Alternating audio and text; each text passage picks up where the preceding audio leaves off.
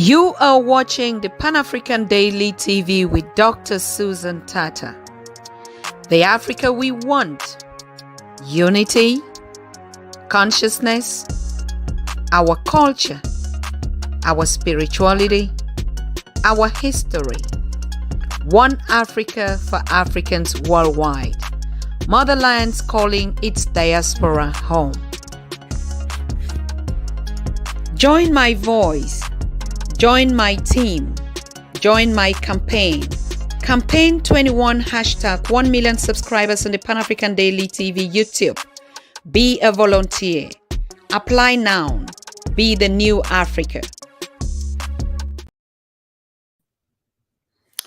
So, can you see me? Can you see me? Can you see me? Can you see me? Can you see my braids? Can you see me? I want to hear you type in that you're seeing me, okay? While we're waiting on Amos Onyango to join us on this spectacular youth afternoon, thank you. Ramasodi says, yes, we can see you. Thank you. Please give in a comment. Leave a comment in the chat, team. Tell me whether you see me, you hear me, because I'm not seeing you. Okay, I'm not seeing you. I need to be sure that I can see you, look at you in the face. Ennis Parker?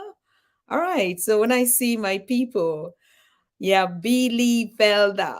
Yes, Queen, we see you. Masha said, hello, Suzanne. Thank you. If you can see me, then that's very fine.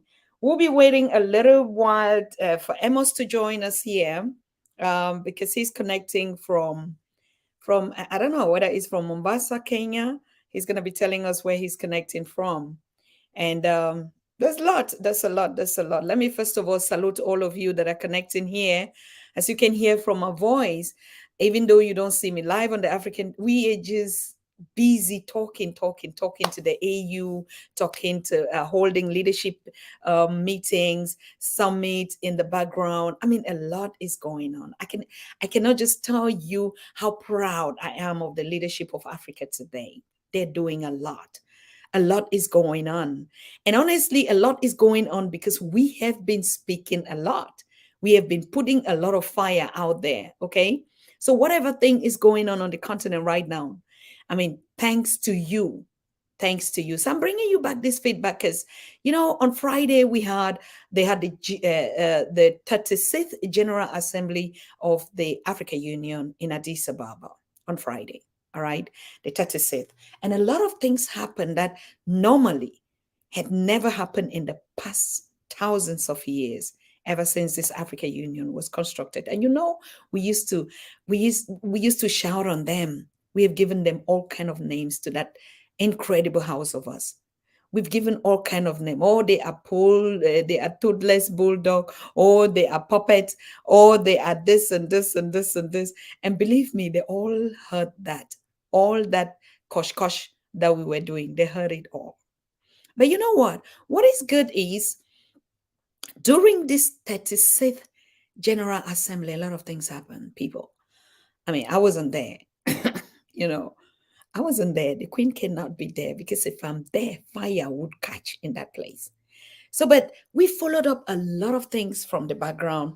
We had a meeting with the elders and we had to watch and took into consideration actually what happened. First, most of you who watched it saw that, the delegation that came from Israel was unceremoniously taken out of the house of the assembly. Can you imagine in a whole session, and a delegation, from Israel was ushered out? Now, the question begins like, were they even invited? Can you invite somebody, to your party and the person comes with a delegation and then you walk them out?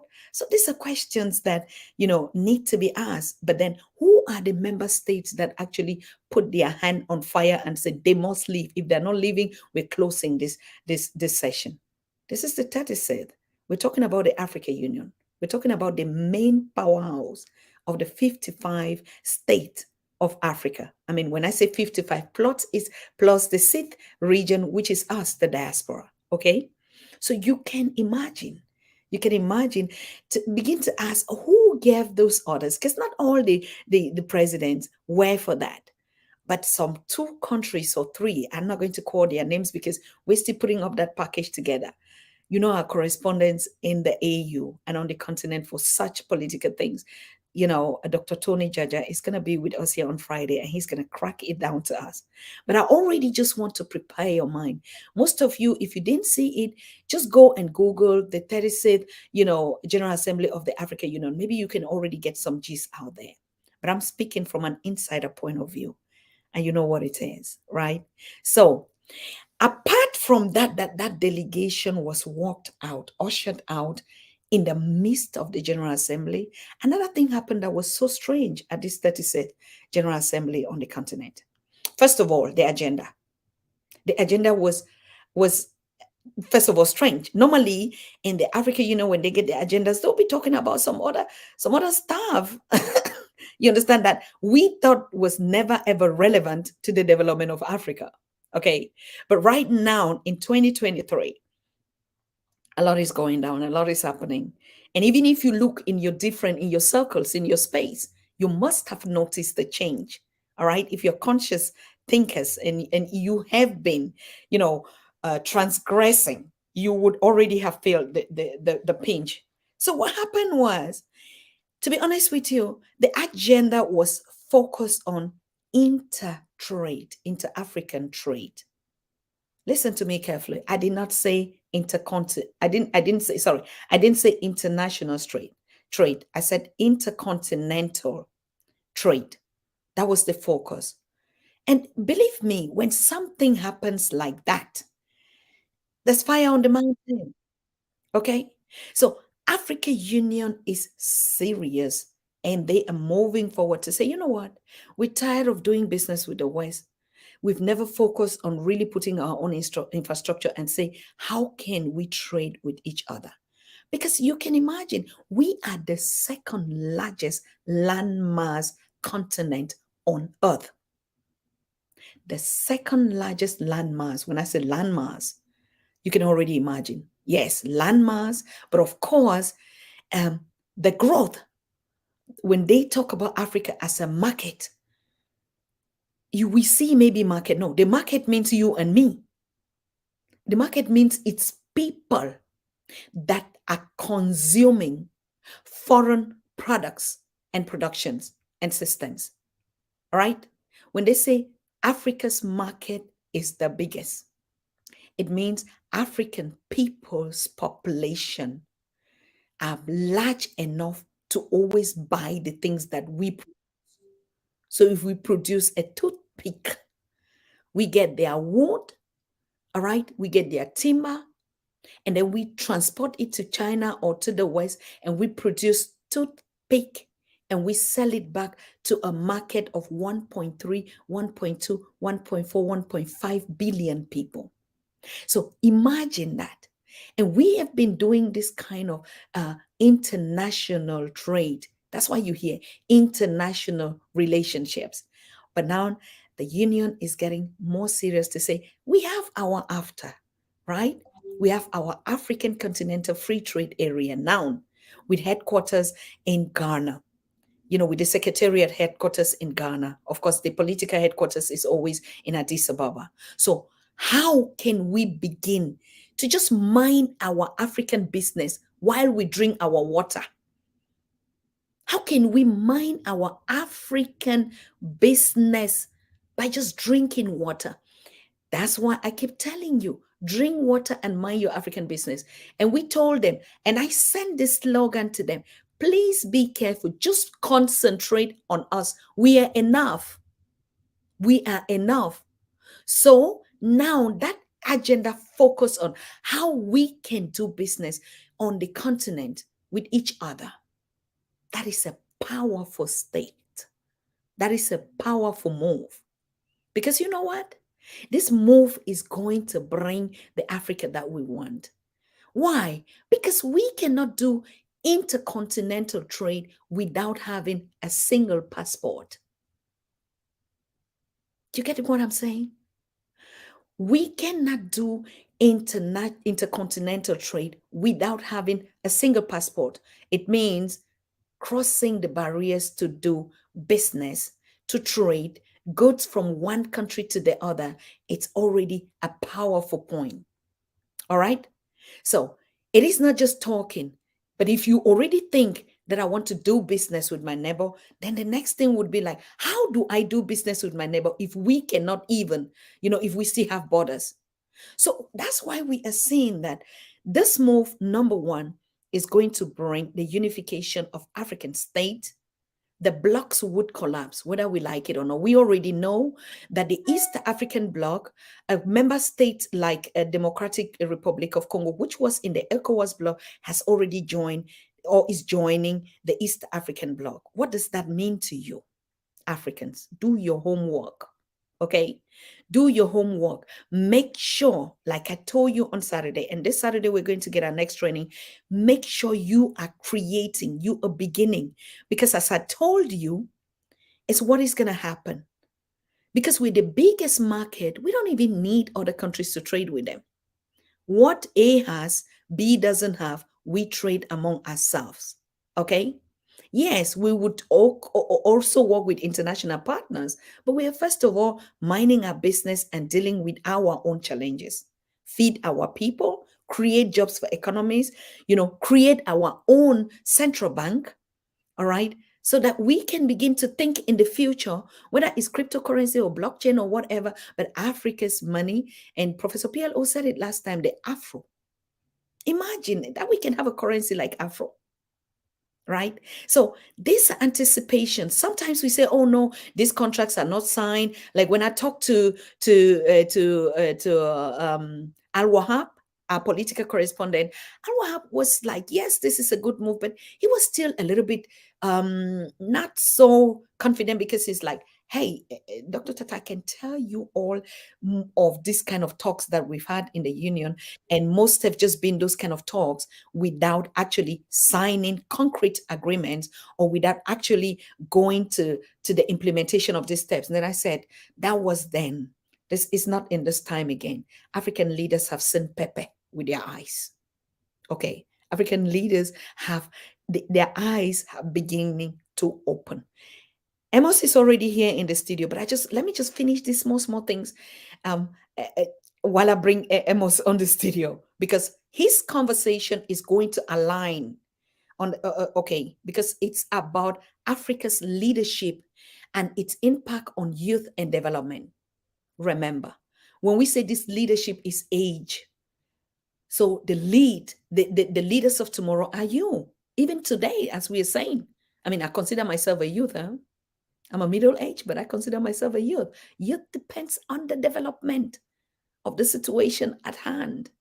You get a point? So yes, and it is working, and it's working for everything good for you. So the next thing, apart from the intercontinental trade agenda, like I said, the first thing that will happen is there's going to be a one passport that would connect, would facilitate. Every country would possibly have their own passport like they have, but they will have a general common passport, like you see the EU passport, or that can go into the 38 or the 45 countries of EU, apart from Brexit now. So yes, we're going to have it too. Now we're going to have a central passport where you can travel without visa.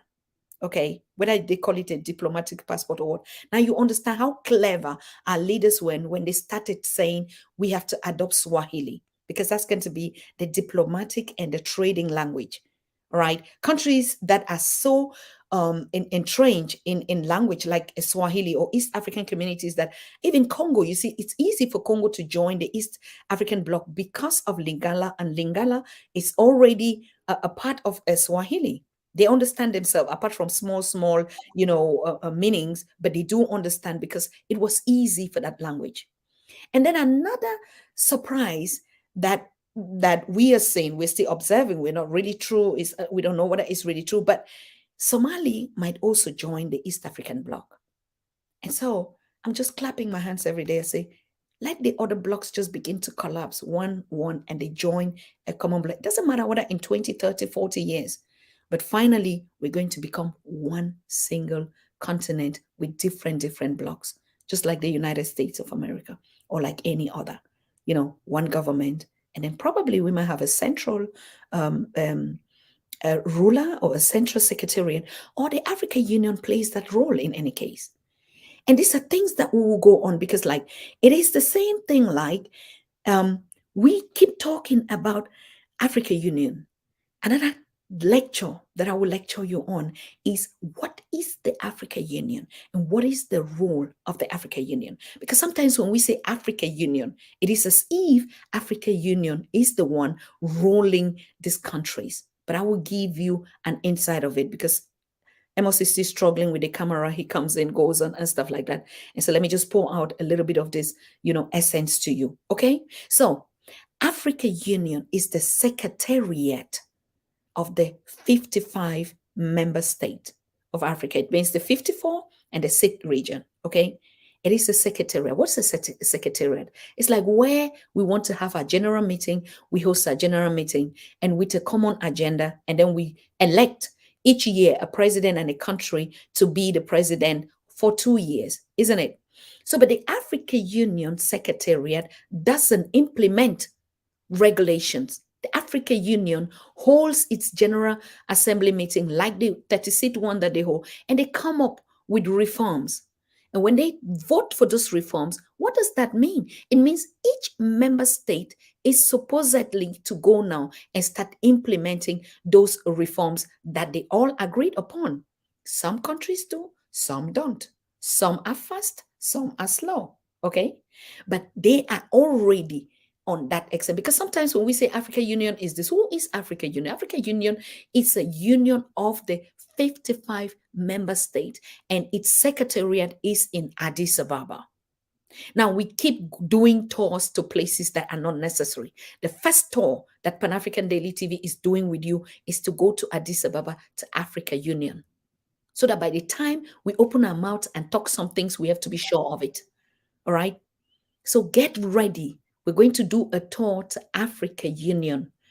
And normally we should have done it on Africa Day, which is coming up in May. But let's just say, okay, this year we will not be able to make it. But what if we make it at least this year?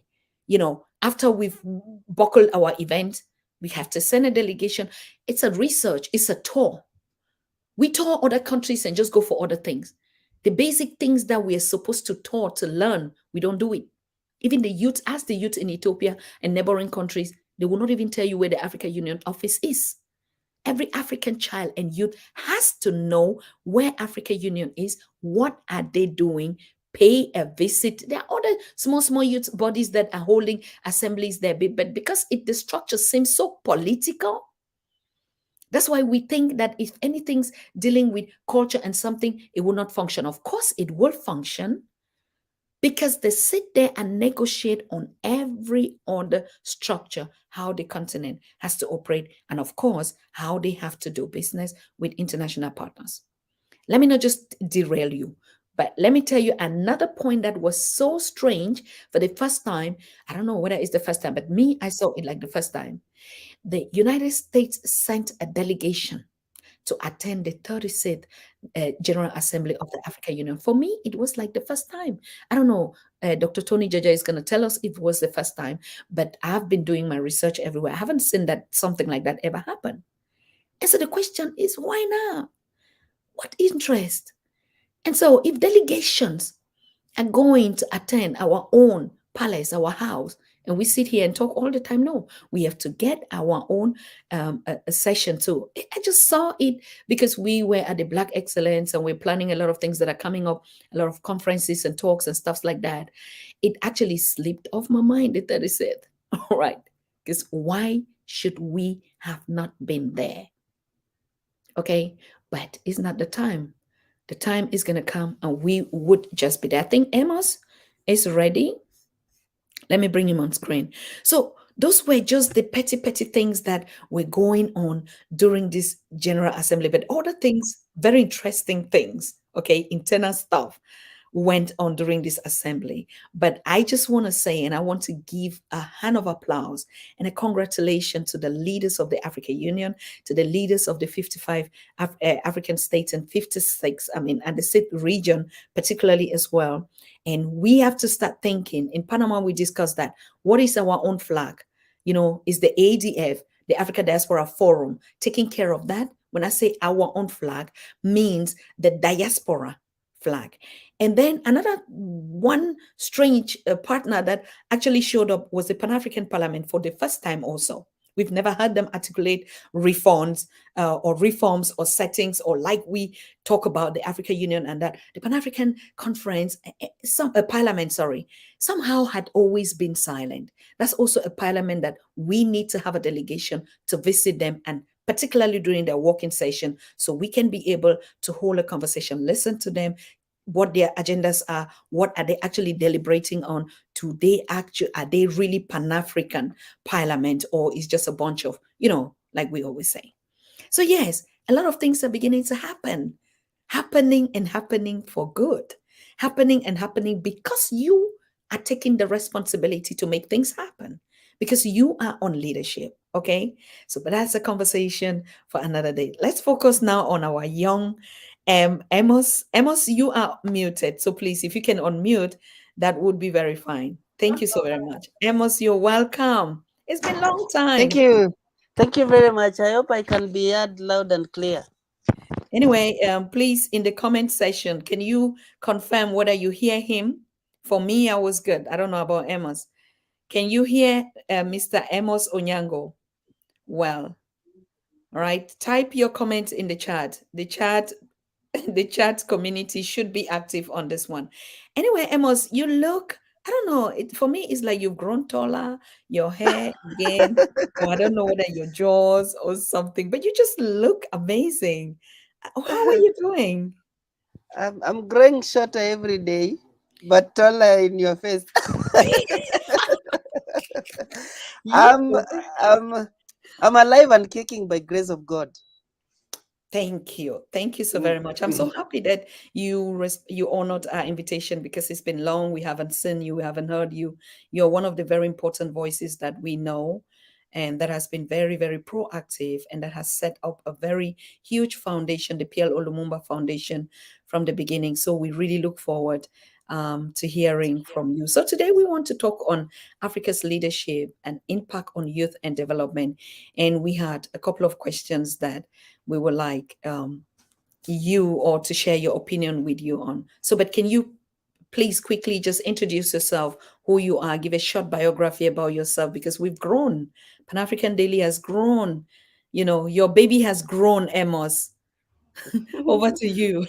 Uh, okay, first of all, thank you very much, Dr. Susan Tatah, and thank you also to all Africans who are joining live from different African countries. I want to take this opportunity to thank everybody who is watching from various countries and counties and states, and also thanking the Nigerian young people who are going to election in 2 days' time. So my name is Amos Onyango. I'm from Kenya, and I'm an author of 4 books. I'm a young Pan-Africanist, and beside that, I love humanity. So I started a foundation called Love Africa Foundation that trains young people how to make African products. And what I'm putting on today is a product of one of the things that we do. We do quite a number of things, but this is one of them. Is a plain, but is an African fabric. Uh, so other than that, I'm a mentee of Professor PLO Lumumba. Uh, uh, I was mentored under his foundation, which is the PLO Lumumba Foundation, which I also took part in terms of trying to build it further. So beside that, I'm also a lover of Pan African Daily, and I'm an ambassador of Pan African Daily TV, because it's a Pan African TV that supports young people and uh, support all women and men without discrimination and without selection or without even segregation. So I'm very happy to be here today in a short while. I don't want to introduce myself in a in a long paragraph because I know what we are in today is to talk about leadership of Africa and especially in regard to so young people who are really working very hard to make this continent better. Wonderful.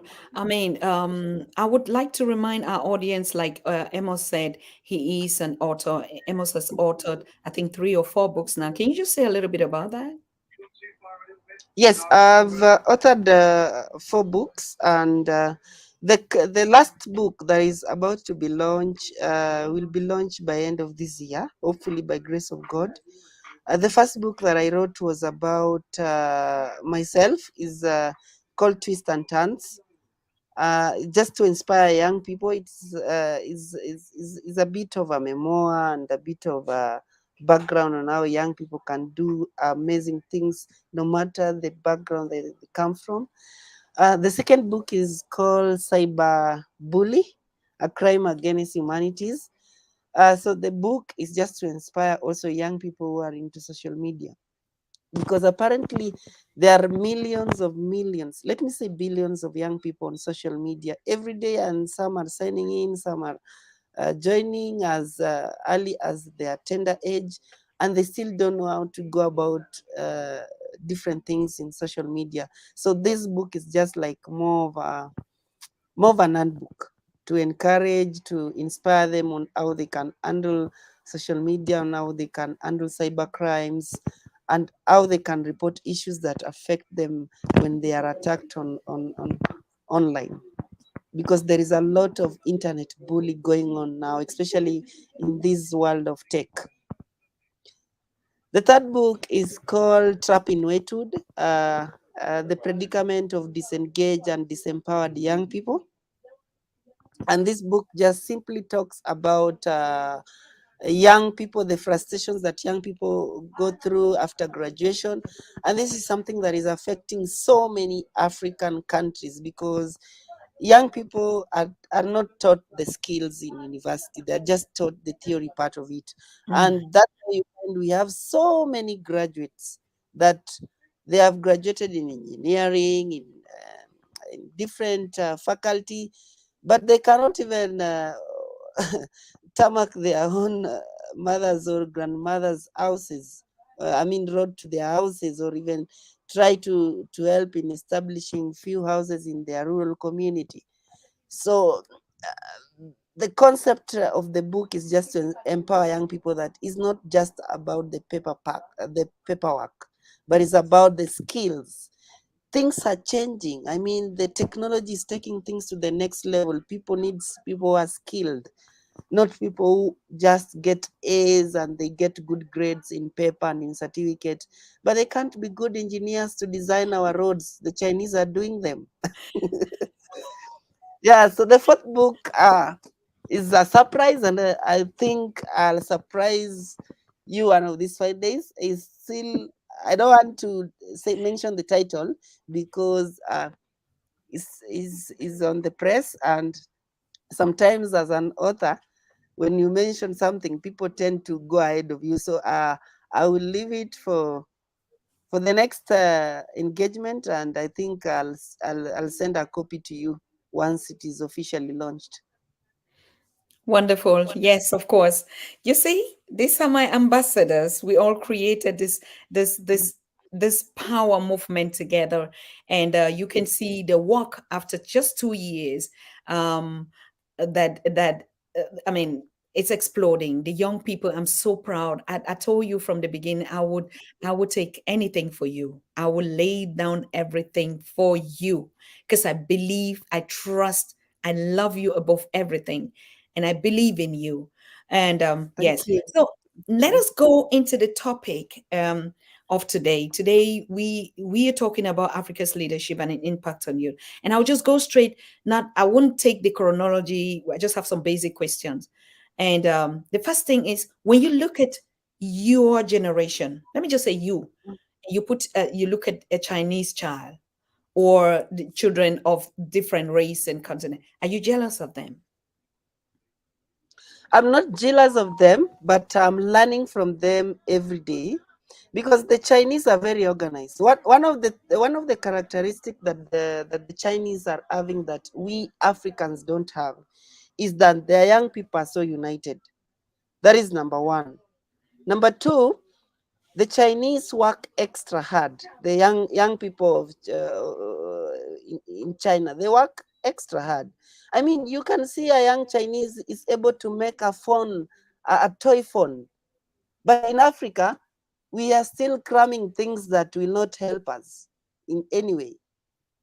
So they are making efforts because they know what they want. But in Africa, we have ideas and we have talents, but we still don't know what we have. We are still not pushing it forward. We can be better than them if at all we can put all the skills in terms of the practicality and in terms of financing and support. The Chinese young people are getting support from their government, but in Africa, the little money that they have been put for the youth funds are being misconducted by young leaders and even the politicians and even the government itself. So that is the challenge we have. But when I say, am I jealous about the Chinese? Yes, I'm jealous in terms of their development, but I'm learning each and every day because they are setting the pace for us Africans. I mean, you look at our roads. Which people are designing them? The young Chinese. Okay. Yes. I- it's interesting. It's interesting. You can go on and learn because sometimes we need to see from what you see. Because if you're not jealous and you're not, I mean, not a kind of a toxic jealousy, but if you don't look up to others and like, what are they even doing here? They're doing something that I should have been doing, isn't it? But if you look at the leadership structure, and to say if African youth were given the same um, the same opportunities, do you think you'll be jealous of a Chinese? No, I can't be jealous of them if you're given equal opportunities. You know, my sister, Dr. Susan Tatah, part of the problem we have in Africa, we are just good in so much paperwork. And this is what today I wanted to speak about. Yes, We are so much of this paperwork, we are forming policies, we are forming reports, but in real sense, we are not like moving forward in terms of the practical part of it. exactly. Because if we look at if you look at the Chinese, for example, I want to give you a simple example. If you go to a Chinese class, you'll find them being taught parts of the phone, like this is my phone, and the phone is being opened for them, and they see the parts and they're being told to assemble the parts. But in Africa, some of lecturers, I'm sorry to say this, some of the lecturers are too much of theories, and these theories don't solve our solutions. We need the theories for the basic, but we don't need the theories for the things that we can handle with our hands, or the things that we can see and do them with our hands. And this is part of the problem that we even have in terms of our religion. We believe in so much religion, even in things that religion can't solve. God will not come there and tell you that now, today, I'll bring for you food on your table. We must come out and work hard as young people. We must do things with our own hands. But the problem we have in Africa, we write reports, we document, but we are not practicing what we are documenting. That's the problem. So we need to put them in practice. And part of the thing we are doing, like for example, in the foundation that we began, Dr. Susan, is that we are teaching real skills. We teach people how to make this thing I'm putting on. We teach people interior design. We teach people how to make shoes. Not that people go to class and they expect to be on a tie and they sit in an office. No, we must teach young people how they can create jobs, and not how they can seek job from other people. Because in the next years to come, we'll not have these jobs. But you will have shoes every day. You will have to eat.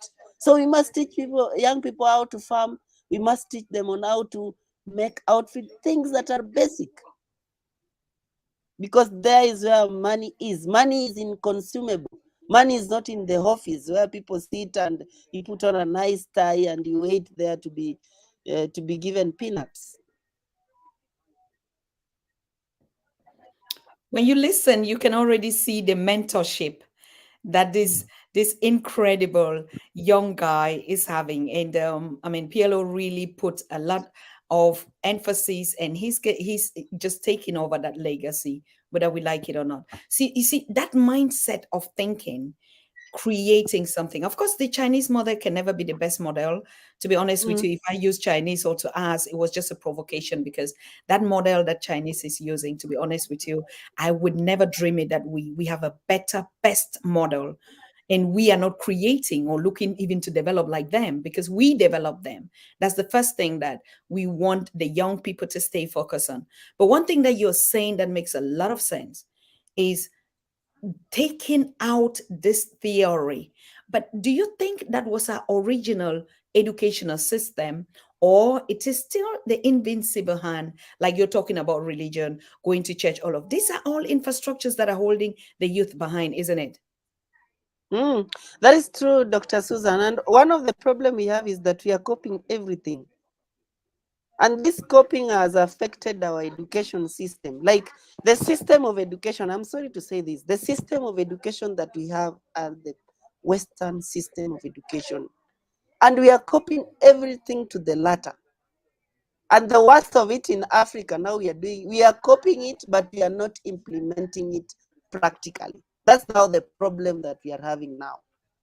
Like we are being given a system, like now in my country, Kenya, we are implementing a CBC, a curriculum based education, which is is a completely something that we copied from the Western. I'm not saying it's bad, but the way we are using it is we are like uplifting everything and bringing it. We are not trying to innovate from ourselves. We are trying to copy what the Western are doing. And this is part of the problem that we are having in our education system. And that's why, Dr. Susan, that's why we are not able to speak in our own native language, like Swahili, like the Correct. Shona, the Kinyarwanda, the Mm-hmm. Ndembele. We are too much used to English. If it is not English, it is French. If it is not French, it is German. If not German, it is Spanish. So we must begin to go back to our system. That's the problem we are having. And the reason why these things are not changing is that every day we keep on copying. We are even copying their design of how they dress and how their culture is. I'm not saying culture is bad. We need to learn from one another. We need to exchange from one another. But we don't need to copy everything from them.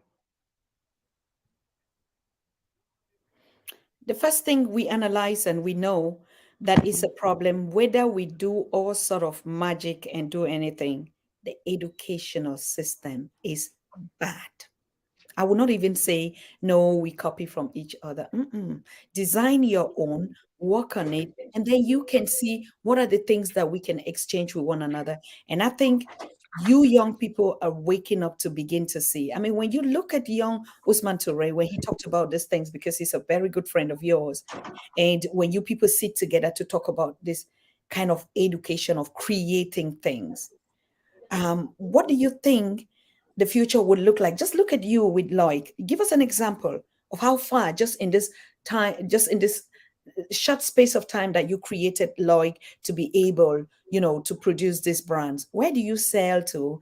Do Africans buy it? How do they react to it, or they prefer to buy it from a Chinese shop than from you? Tell me how the market looks like, buying from you or buying from non-African, because that's a mindset education thing. First, I have two perspectives. Two. And and first of all, I would want to appreciate Africans who are supporting African products, who are supporting Africans, young Africans, especially young Africans, Mm-hmm. and also supporting African food in the stores, anything African. But on the other side, I also want to say we are doing poor, because young Africans are really trying to make African products, but they don't get support from their fellow Africans. Like, I mean, an Africa would prefer to buy a jersey that has been made in UK and not in Nigeria, and not in Namibia, not in South Africa, and not in Cameroon. Why? And the quality sometimes is even better than the quality that is there. So So we let me give must you back the question. No, no, hang on there. yes, Why? Why do you yes. think this problem is coming from? The problem is coming because we still don't believe in ourselves. We have this inferiority complex issue. How do we believe We in don't ourselves? believe we don't believe in our own products.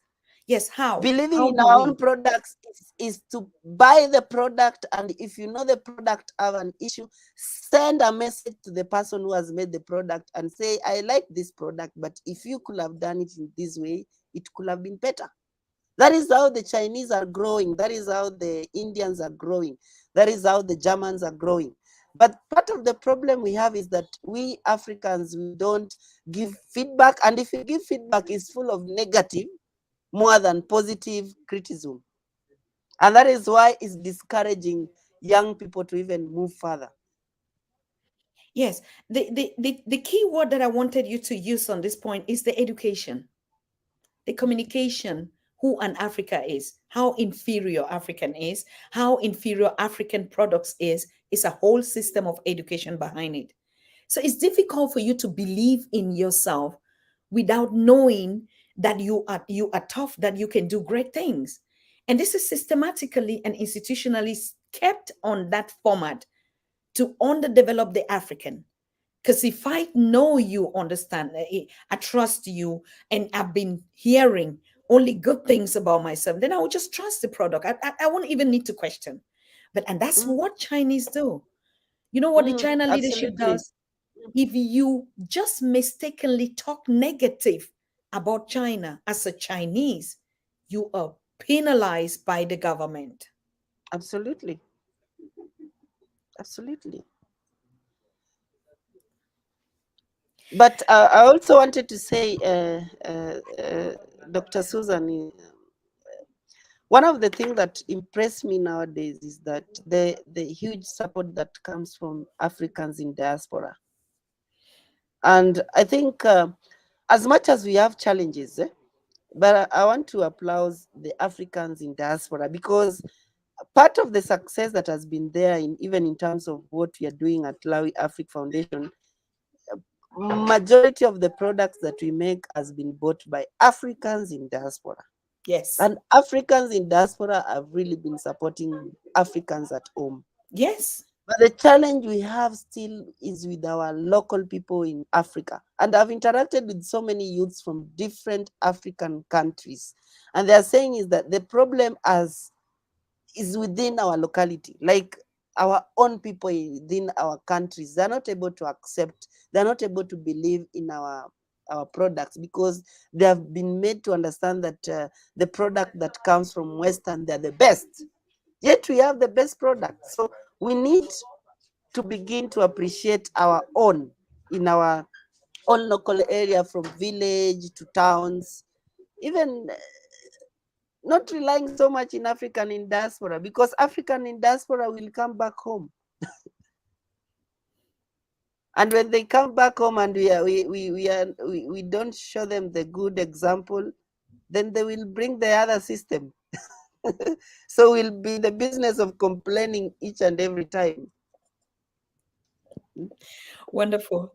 I like that. So the next question is, how can you explain Africa's leadership and the position of the youth to a non-African, let's say a diaspora, has never, I mean, he knows he comes, or she knows she's from Africa, has never known about Africa. She wants to come to Africa. She's interested. And this topic, Africa, is very interesting. So how can you explain? So like me, you've never known me. Amos, I love Africa. I know my roots are in Africa and I want to come back to Africa. What is it that you can tell me about Africa? I have two things, a negative and a positive, and you'll allow me to say them because that's blunt how I am. Number one, I'll talk about the negative first, then I'll finish with the positive. Africans has so many dictators, and as Africa has so many coup d'etats, and Africa has so many incompetent and rebellious leaders. So if you are coming to Africa, those are things that you need to know first. I need to enlighten you if you're an African in diaspora. These are things that we fear saying, but these are the fact in the ground. And one of these, the reason why I'm saying this, look at Uganda, my sister Susanna. Look at Cameroon. Those leaders are going to die in power. I mean, a leader is called to conference and they don't even know what to say. They want their assistant to remind them what people are talking about. Look at that kind of Africa, Dr. Susanna. So let us not lie to Africans. They should know that these things are happening. Hmm? So we have an Africa that is mad with coup d'etats, and we must stop that coup d'etats in Africa. On the other side, I've talked about dictatorial, I've talked about rebellious, I've talked about military coup, and I've talked about incompetence leadership. But also we have good stories in Africa that are also not being said. So I said I'll talk about the positive and the negative. And the positive thing about Africa is that we have leaders which are not holding any political position, but they are doing amazing work. They are doing innovation in different countries. They're doing farming. They are coming up with new technology. They are building amazing. But these are leaders who are not recognized because they are not in any political position. So that is the African that Africans who are in diaspora need to know about. When you come back to the village, try to identify these young people, this young lady from Kaduna, this young man from Windhoek, this young person from Accra, Ghana, or Kumasi, who are doing amazing work. Let us not check the ones that are being sold in social media most of the time. There are those ones that are doing amazing work that are not identified. And that is the narrative that we need to sell to African young people, because they want to be recognized, but they can't be recognized because they don't have this platform. Like, for example, the platform that you have created for young Africa like this, very few of them have access to it. So if we are coming to Africa, let's come and get these young people who are doing amazing thing, and let's bring them to platform like this where they can sell their ideas, where they can sell their agenda, because some of them are good enough to become the president, but they can't be the president because there are people who are who are trying to bring them down. So we have good servant leaders in Africa, but they have not gotten that exposure.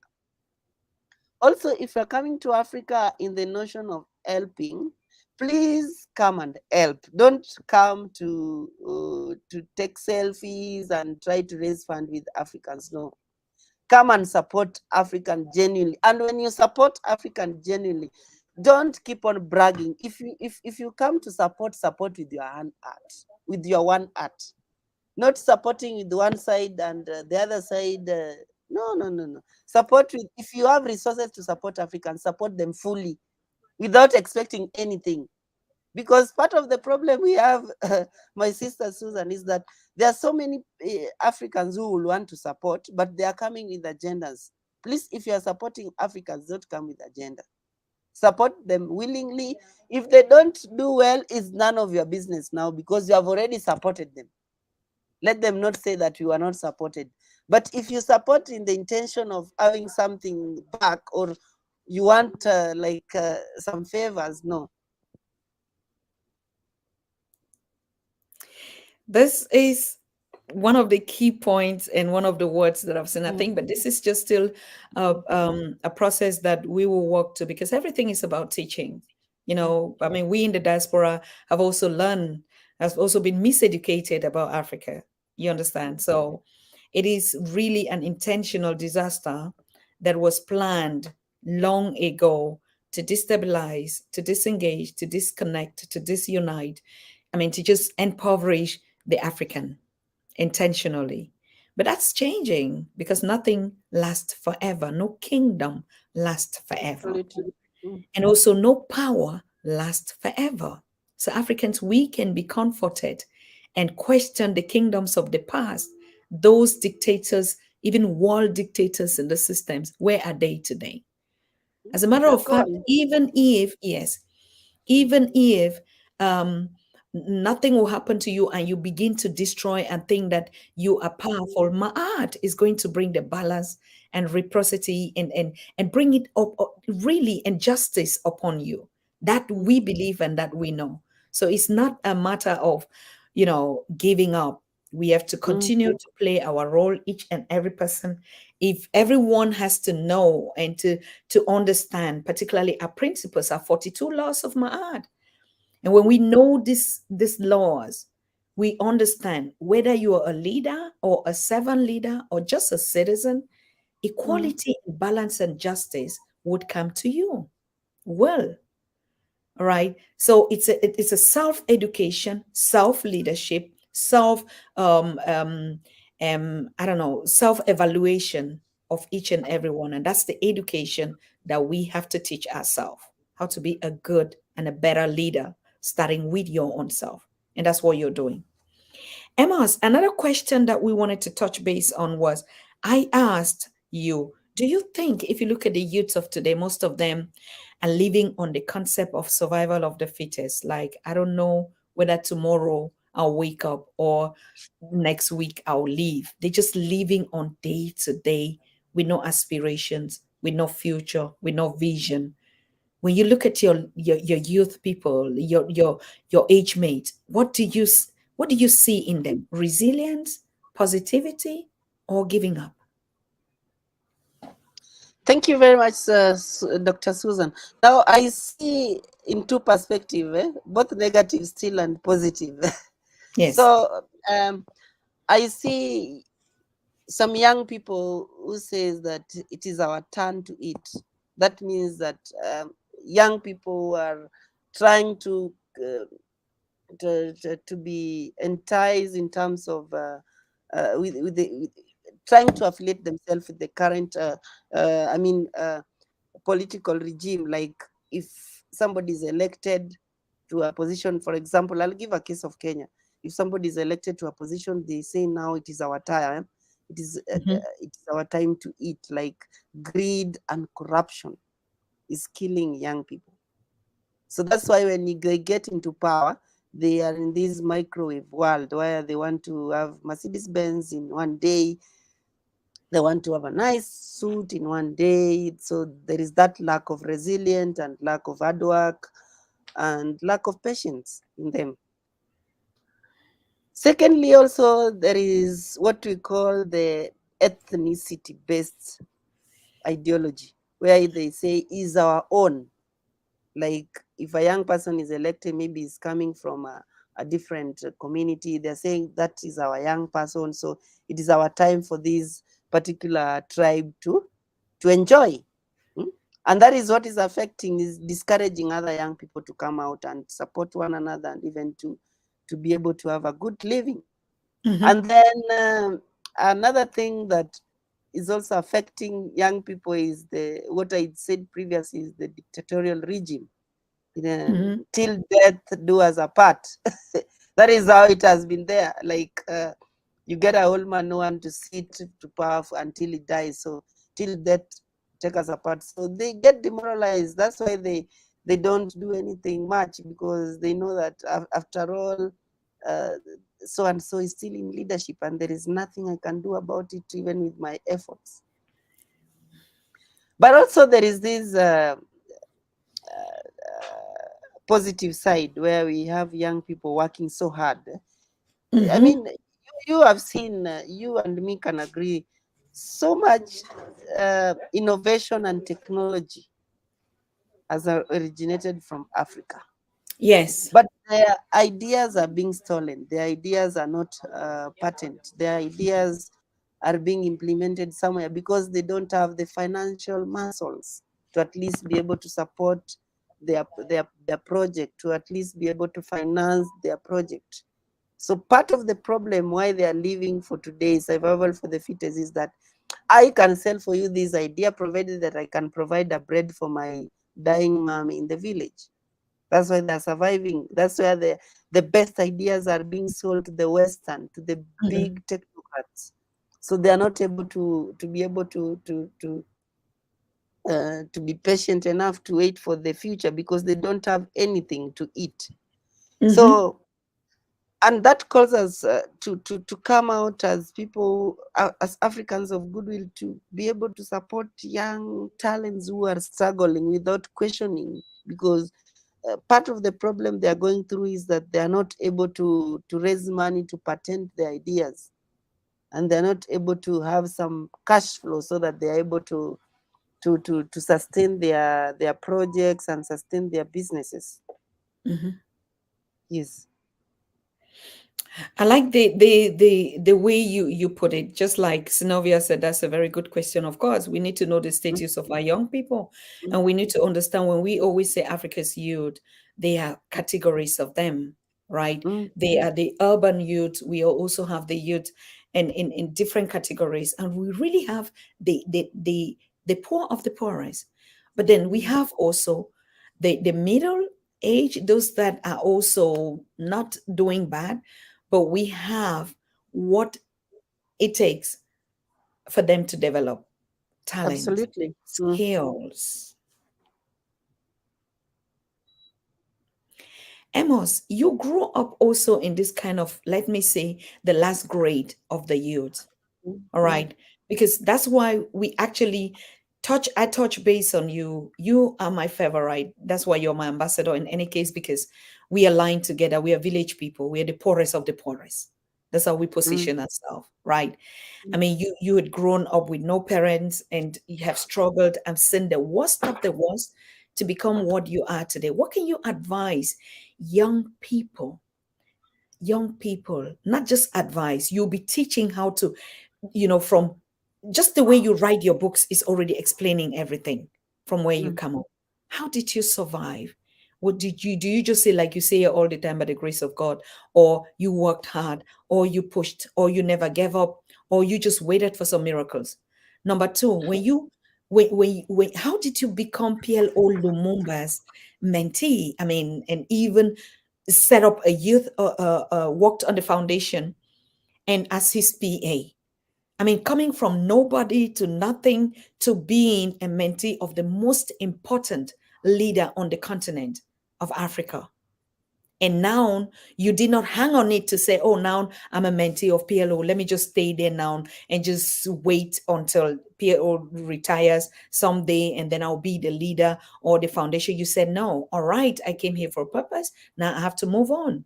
Even while mm, you were doing that, you wrote your books, you managed Professor PLO, that organization, in a very professional and strategic way, with no skills, with no mm. background of those kind of leadership that we want. So I truly applaud you, and all of you that are watching. Do not just look at Amos Onyango, and this is what we call the champions, from nowhere to something. And this is the kind of mindset and the kind of personalities that we look forward. Because if you don't have anything, you have nothing to lose. You can only look for the better and wish for the better. So, how did you micromanage the steps? And even when you had the luxury, you did not relent. You moved on to pave another way for yourself and even for others, not about you. Tell us. Thank you very much. First of all, I would like to say that it has not been easy. If you get any successful journey of any young person in Africa, not just me alone, but any young person, for example, even my brother Osman, you know the story very well. Yes. Any young person who is doing quite well, they have very deep scars in their art, in their hands, and in their communities. So one of the things that I think has kept me moving uh, is resilient. Resilient has kept me moving because things were not easy. As the only child, being left at age 12, having no siblings at all, and then raise money for your education and try to feed yourself is not easy. All this is about resilient, patient, hard work, and believing that you can do it no matter what. Because my sister Susan, problems will never finish in the entire world. People have problems, and perhaps if I let my mind out, it's not a problem. There are people who have heavy problems than even me. But the issue is, are you able to turn your problems to put a smile to others? And my vision or my daily motto of every day when I wake up is that I want to transform life of one person at a time. Just one person. You might not be able to transform many, but just one. And this is what I got from the PLO. Like when I finished my course, and he saw the resilient in me, just by managing a club that I started, and said, "You're very organized." And that's how I secured an internship with the PLO Foundation.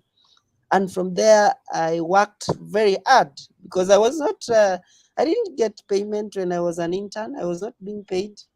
So I got my salary as a result of hard work from being an intern. So everything that we do, and I want to tell young people who are listening, everything that you do, if you want any success or something that will last forever, then it has to transform life. Yes. If it's not transforming life, it's nothing. You can be given $1 million now, but if you're not using it to transform the life of others, it's nothing. Because what young people forget to know that you'll not be young for long. There is that time that you will you'll come to your knees, and you'll be old. But which legacy are you leaving? Are you going to buy millions? Are you going to buy millions of Lamborghini, or you are going to impact millions of young girls in Kaduna? That is what our young people have not understood: the power of mentoring, the power of inspiring others. And many people, Dr. Susan, when I left the PLO, they were wondering, what is wrong with this young man? You are getting confused. Why are you leaving a great icon and you don't know what your future is? The reason why I left was that I also want to impact life. I have already received mentorship. Let me also mentor other young people. And am I doing well? No, I'm not doing that well. I'm still learning every day. I'm learning from this platform, from you, my sister, from other Africans. I mean, but that cannot stop us from doing our little part. Hmm? So, what are we doing with the little that we have, the little that uh, God has given us? Because there are so many young people outside here who have a lot of money, but they spend it in partying, drinking a lot of alcohol, spending it badly. I'm not saying relaxing or going somewhere is bad, but let us also spend our money wisely. As much as we party, let us also give back to the community as much as possible, because you, if everybody can be the same level where you are, we'll have a better Africa. But if we love ourselves too much to the extent that we don't love our neighbor, then others will remain poorer as you grow richer. But what's the essence of growing rich and others remain poor? If somebody cannot even afford a meal a day and you can afford meals and your fridge is full of rotten food, that is bad. That is inhuman. That is not Ubuntu-ness that we have been preaching about. That is not Ubumuntu that we have been preaching about. Because Ubuntu is humanity. And humanity is caring for one another. Humanity is able to provide for one another. So to young people who are listening today, things will never be easy. They will never, it's not even easy now. Like now, I can tell you, Dr. Susan, we have students whom we are mentoring in our foundation. They come from different backgrounds. Some of them don't have food, some of them don't have place to sleep. Yes. And sometimes we even don't have money to pay even rent.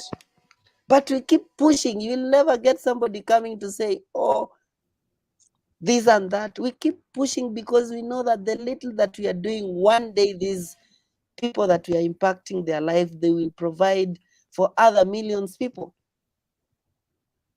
But part of the problem we have in Africa, especially to the young people, they say that I don't have capital. You and me know very well when I left from the PLO Lumumba Foundation, I didn't have capital. But now we have impacted close to 100 plus young people. And some of them have gotten job in different organizations. And some of them have self-employed themselves. That is my happiness. My happiness, even if I was to die today, I will say I've died a great man because I've employed at least, I've impacted 100. At least I've not done, I've not joked with my tender age youth. At least I've done something. Even if I'm gone, there are people who have done something with their life.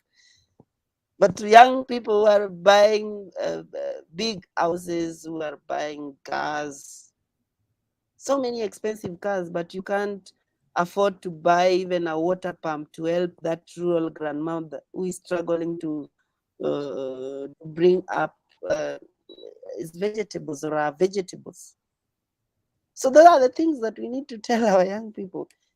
And I can tell you, Dr. Susan, Africa is blessed with millionaires and billionaires, but some of them don't know how they can use their funds.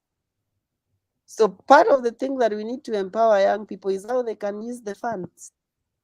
Because greed has become too much. People are stealing. You even wonder somebody stealing and they store money in their houses. If they die today, what will they do with that money? Nothing. So we need to empower people. If you empower people, you empower a community that will help the next community and the next generation to come. But if you die now, and some of them don't even tell people where they store their money. If you die today and you keep that million, just imagine it's going to go to people that you don't know, and it will just benefit individual. It will not benefit the community. And perhaps it will not even help your family, which they don't know. So impact is very important. Start with whatever little you have. If you can afford 1,000 shillings today and you can use that 1,000 to do something constructive with it, you are going to empower so many people. I'm not saying that I've grown that big, Dr. Susan, but I can tell you the progress that we are making is very good. And I believe we are still struggling because we are still paying rent for the foundation. We are paying rent for the for the for the for the for the company where the students are training. And we have a vision that one day we'll build an empire where people can come, they sleep there, they do their things from tailoring to fashion design to painting to machine maintenance and everything. The idea is impact. The idea is not money, because once you do the impact, money will just come. Because if you empower 100, this 100 will bring you money. But if you just empower none, you're just yourself. Africa is not going to grow. If you die with your talent, or if you die with your wisdom, we will not have the next generation to take over. So impact is very important. Whew. If you tell me you are not all goose, it's something else. Thank you so much, Amos. And you are the Africa that we want, and we're so proud of you. We're so proud of Osman. We're so proud of thousands of you that we have imparted as well, by inspiring you to be an inspiration to others and motivation. And that's why I love Pan African Daily. I love my work here. No matter how tired and busy I am, I will never give up on this work, because that little water that we water billions of lives, I'm telling you, is immeasurable to any amount of money. So, yes, we are. and everybody is called to play its own role. Now, the last question, I know that you were just coming from another a seminar right now and you're tired, and I think it's almost, I don't know, 12 there on the continent in Kenya. And It's so about 11 PM in the night in p.m. Nairobi. at night. Yeah, in Okay. All Nairobi. right. So Mm. let's just handle this one. And you already even answered them in a couple of questions that we had here. What is your next move and your next step? Yes, thank you. That's a very good question. um, uh, so far, my next move and next step is I want to transform many lives as many as possible. I share. That's what I live with every day. So Mm, currently, what we have done, and I think Africans of goodwill who are listening should support this platform, because this platform really provides for a lot of many young people. I mean, the Pan African Daily platform. They need to support this platform because there are so many young people who have not gotten this opportunity to share what they have for Africa, just the same way I'm sharing. And I believe there are so many millions of young Africans and Africans listening. There are many Africans who have idea, but they don't have capacity to be supported in whatever way. So if you have the capacity to support Africans, please support Africans. So what we have, like the vision that I have right now is to build an empire that will empower not just in my country, Kenya, but at least in and every country in Africa. And we have started in Kenya, we have impacted so hard. We are establishing now in South Africa, and hopefully by grace of God, we will also be establishing in Rwanda. So what I have, like the mission I have is to build an empire that will empower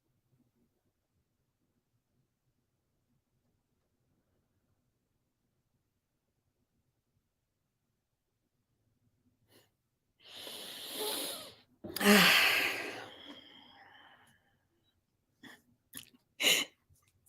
So I think we got lost there. So yes. the idea is that the skills that we are now training people, like in our foundation, we train them tailoring, we train them beadwork, we train them on soft skills, how they can save their money, how they can use loans to invest.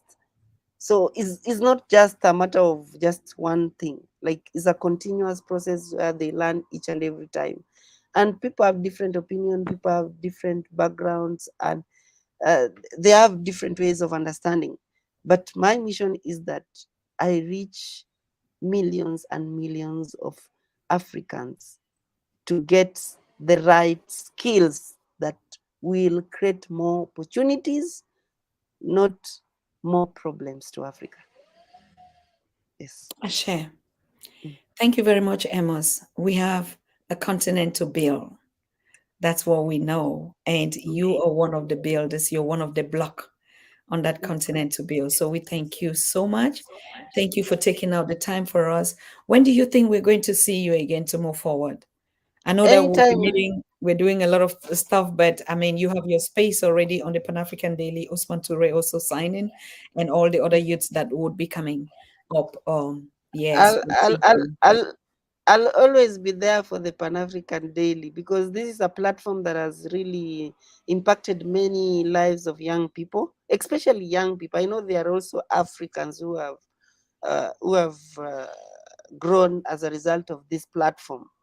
But I know of so many young people who have benefited from this platform. So uh, I'm not giving up, not soon, not tomorrow, not today, not yesterday.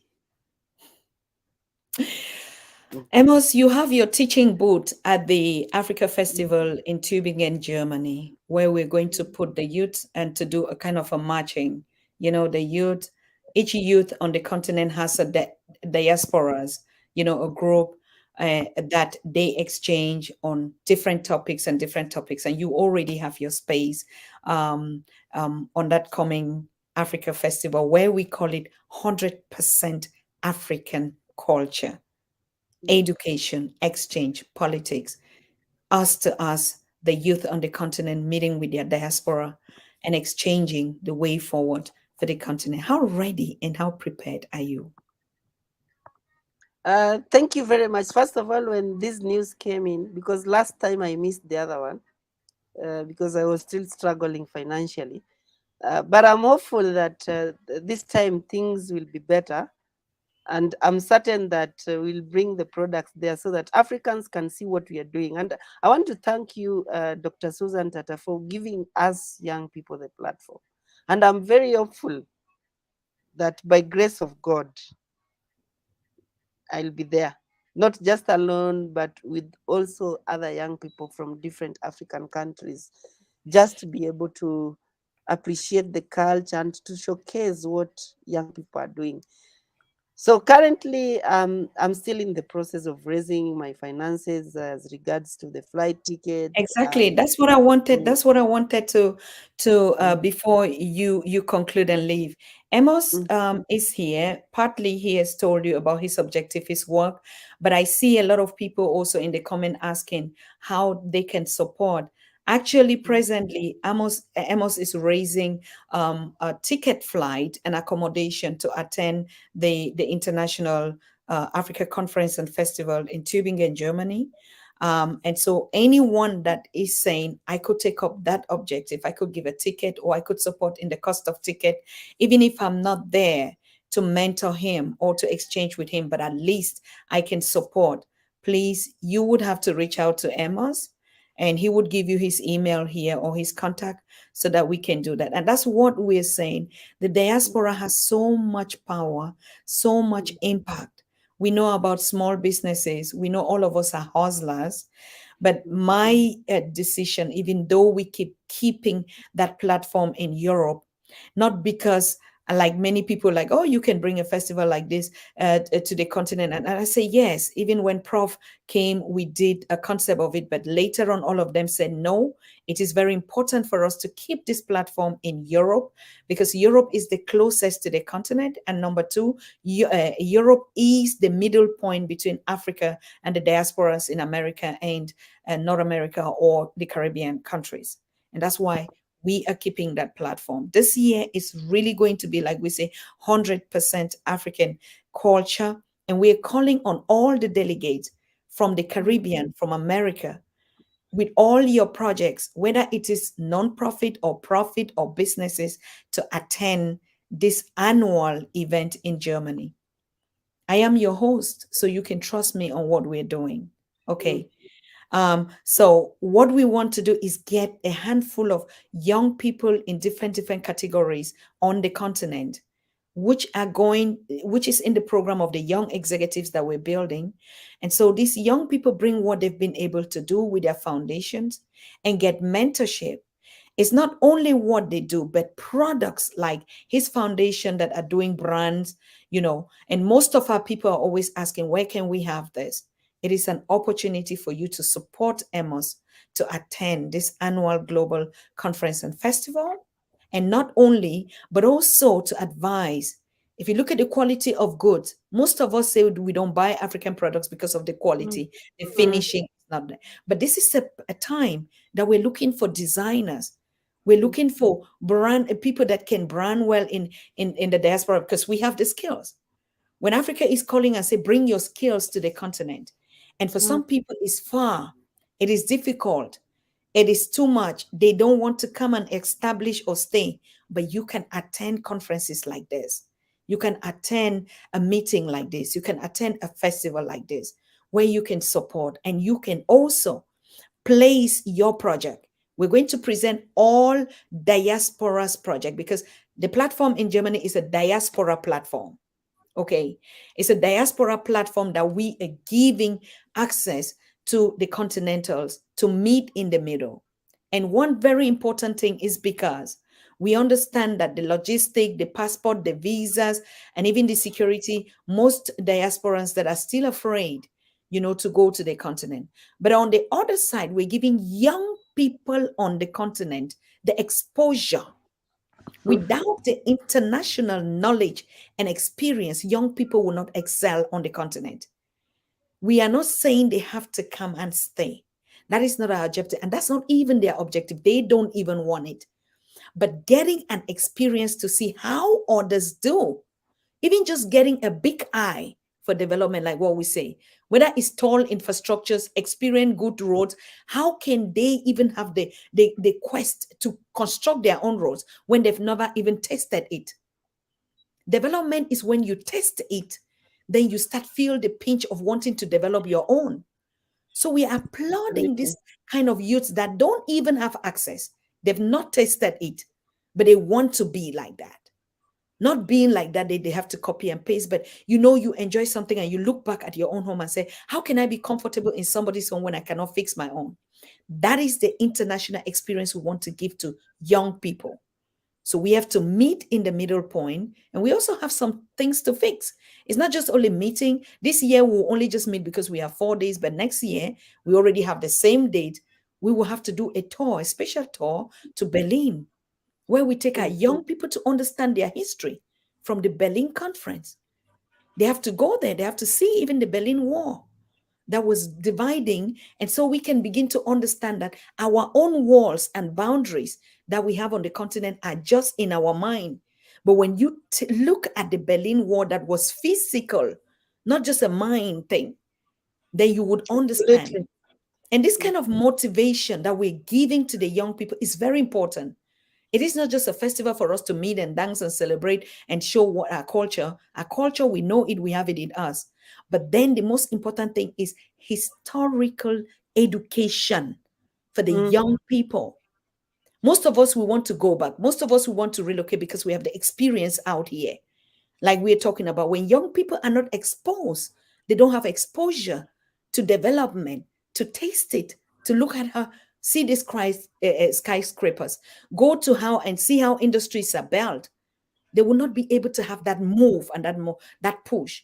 So that's why when we realize we keep this platform, we support it, we are paying at things, we don't get any funding, we don't need anybody's funding because they will not even do it with good intention. We ourselves are working day and night to be able to fund that platform. mm, Last year, even as it collapsed, because they were afraid that Africans are coming to take over, they're coming to Berlin, and they made us pay a damage, losses of more than 60, 70,000 euros. We rallied as a community. I rallied my family. I rallied and we paid that money. It's not yet complete, but we are, because that platform is necessary as a mm. study platform for our youth on the continent.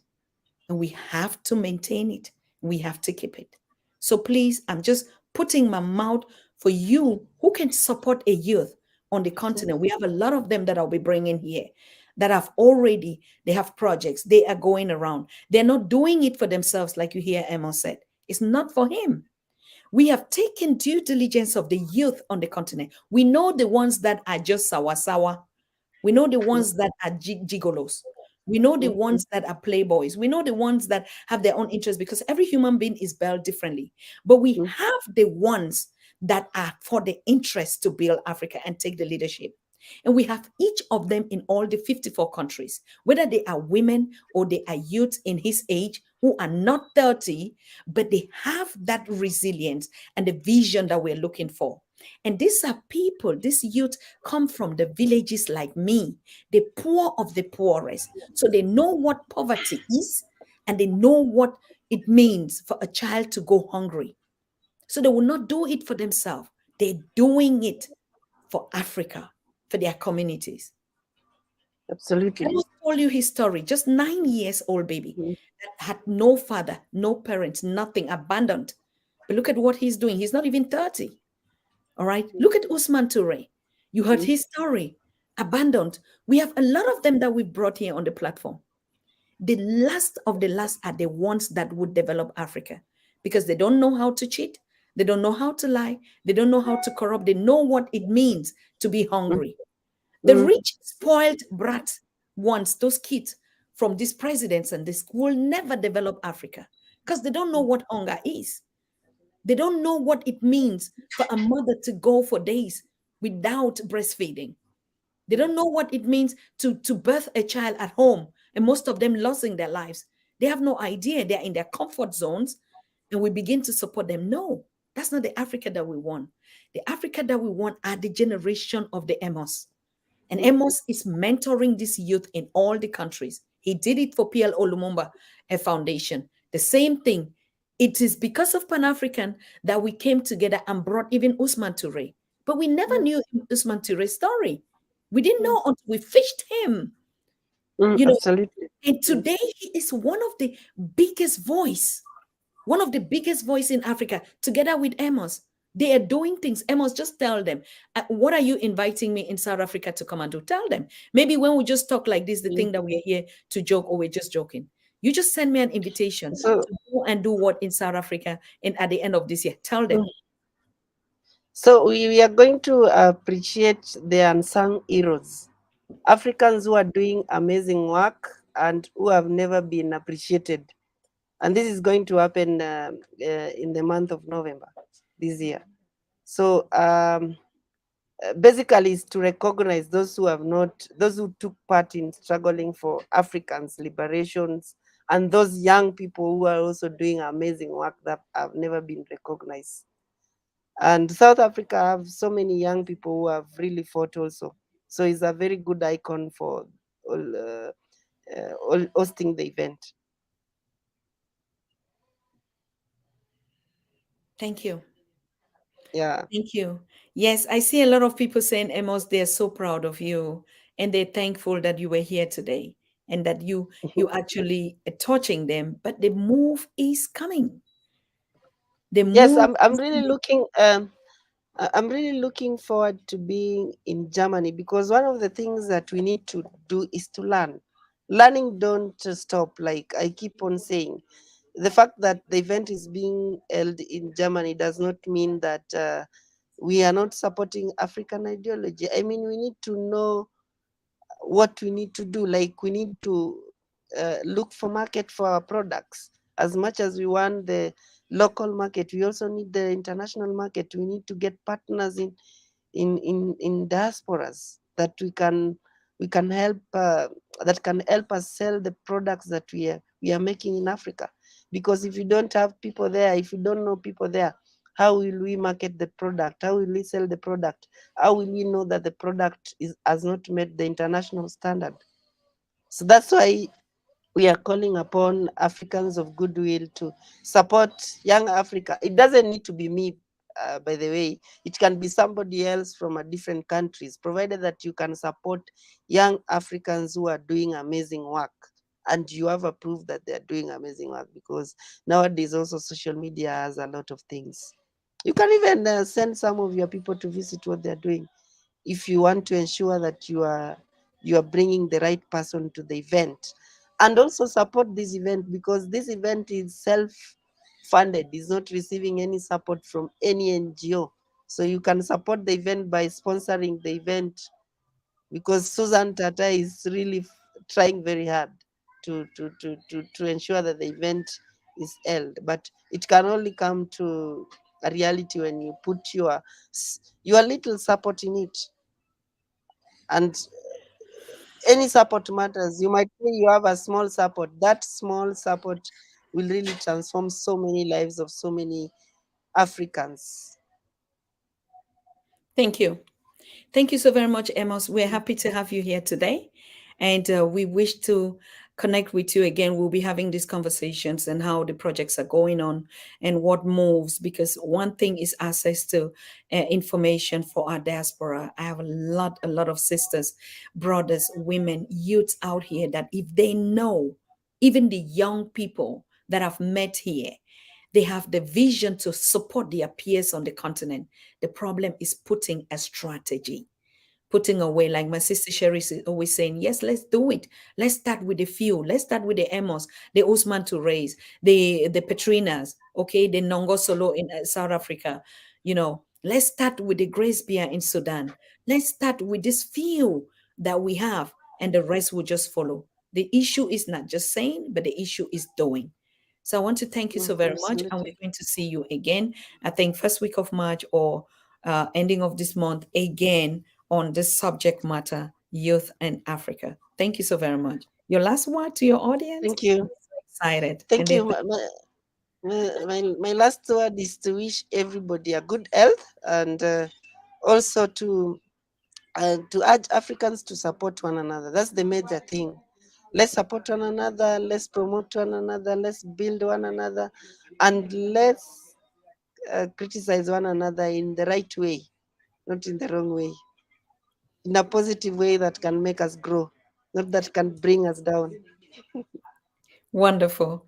Thank you so very much. Blessings, peace, and love to you and your family. Thank Okay, you. and we see us Thank next week. you. They're saying they need Thank you you next too. week. Okay, all right. Thank you. Okay, Cheers. bye. Good night. Good night. Cheers.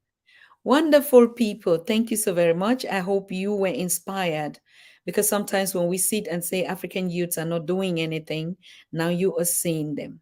Yes, Sherry, you said let's be the solution. Sinovia, you said thank you. All of you. Kofi Ayoka said I'm also from the village, and my goal is to inspire and change lives. Okay. Yes, we thank you so very much. We thank you. Your solutions are, I mean, your chat, this chat, this chat, this community here. Oh God, NS Baker, Mr. Brown, this community here is Patricia. Patricia, I missed you, Queen. I missed you. This Nkwame? Nah, nah, nah. Not without this community, honestly. A shout out to all of you. Wayne, get a ride. Thank you so much. Thank you so much, Trinity. Millie Oima. I know most of my community are so jealous. Sometimes they say, Dr. Susan, you just focus only on your guests. What about us? I'm going to do something special just for us, okay? I don't know whether it's going to be on Friday or Saturday or Sunday, but I want to do just a one-on-one on us here in the chat, and I'll share the link to all of you in the chat so you can just click and be in the studio. That one is a special treat for my global family. It's not a special guest. Nobody is special. All of us are special. And I think I should do that on Sunday. I don't know. I'm having my virtual meeting on Saturday. So I think Sunday would be appropriate. So come well prepared. Each of you have 5 minutes or 10 minutes, in the chat to come live in the studio with me and show your face to all of you. Most of you, we don't know Kofi's face. We don't know Kwame, NS Parker, Bantu Priest, Wayne, Get a Ride, TV. I mean, I met Brother Brown. Mr. Brown is such a cute, handsome dude. Boy. Woo! That's why I like Kofi when Kofi is saying, whether you can say everything here until you start doing the intermarriage, the continentals and the diaspora, we're not talking anything. Yeah, because I'm telling you, our cute, handsome queens and kings and brothers and sisters that, I mean, there's so many, you don't even want to take off your eyes out of them. You know how handsome and clean and perfect and nice that we are. I met a couple of them. I'm telling you so much, like a basket full women, men, girls, boys. And so, yes, why not? That's also one of our business to connect through family relations. And you remember our Mama Edith from the Caribbean told us the most important unification factor in a project is intermarriage. Okay, you can, whether you put it into connection, like know them first before you marry them. I don't want to use some of these kind of foreign languages and stuff like dating or whatever. All right, but that is a major move coming on, and it's going to happen. We're going to do it even in the international meeting in Germany. We put a corner where people want to meet. We wanted to do it last year and they already saw the move and they crashed us down, but this year we are continuing to do that. It is going to be on the first. Oh my God. See, I'm talking and I'm not sharing information. June, I would share the tomorrow with you. The flyer. We have June 1st to June 4th, 2023. Okay. I know people say it's like, but you can take a 10 days off for other things. Next year, 2024, we're going to do the Berlin conference, including. So that one is going to be a 10 days package from the 1st to the 10th of June. So you can already save it in your calendars for next year. 1st of June to the 10th of June 2024. It's going to be a 10 days where we include the international meeting with a tour to Berlin and other stuffs like that. Okay. Yes, I mean, some of you like to know how Mercedes-Benz. I saw a lot of you ride a lot of German cars here. Why not? We can just pay a visit to Porsche to not because we admire anything, but why not? We are international people and we can see a lot of stuff out there. But our main purpose, we know our focus why we'll be meeting. So if you cannot make it for this year is the 1st to the 4th of June 2023, but we also would be doing the visual ticket. Okay. And also for people that want to contribute to support, it's going to be free for everyone, entry free, everything free. But we want to empower our people, raise money for their projects like Amos. Usman Toure also would be there. Obed Dube from Zimbabwe. These are youth, young. We're also trying to get Patricia, Patrina, or we get Eugene from Uganda or from Gambia. These are all our young executives that are doing powerful work. They are conscious Africans. And if we multiply this each year, and so you see, we begin to recruit each year, and before we know it, they're already taking over. Okay, because these ones, they're uncorrupted. All right, they're the virgins, the village boys and girls. Like Wademaya, you see what he's doing? It's a village boy. Susan Tatah, you see what she's doing? She's a village girl. So when we go with the village model, nothing can go wrong with Africa. Okay. So yes, we want to go to another very short announcement for the guests of tomorrow. Actually, the guest of yesterday, our Baba, Reverend Dr. Ninana Kweku, our psychologist and trauma expert, and how to heal ourselves. He is our teacher and our mentor, how we heal ourselves from all these traumas. Remember, we are on the journey of healing, and Baba is very important to us. So normally he had his conversation yesterday and he couldn't make it. So we shifted his conversation for tomorrow. So tomorrow we are going to have Reverend Dr. Nina Nakweku, and he's the classmate and as we can say, as the clan or the tribe of Professor James Small. He's the one that actually introduced him to us as a mentor and a teacher. And so we also have a lot of them that will come in. I think this week again, we will have the privilege, really, I call it a privilege and honor to have Dr. Tatah on the show with his agripreneur talks and teachings. If you see what this young guy has done in Cameroon since we started Pan African Daily, and he was inspired by us on the Pan African Daily.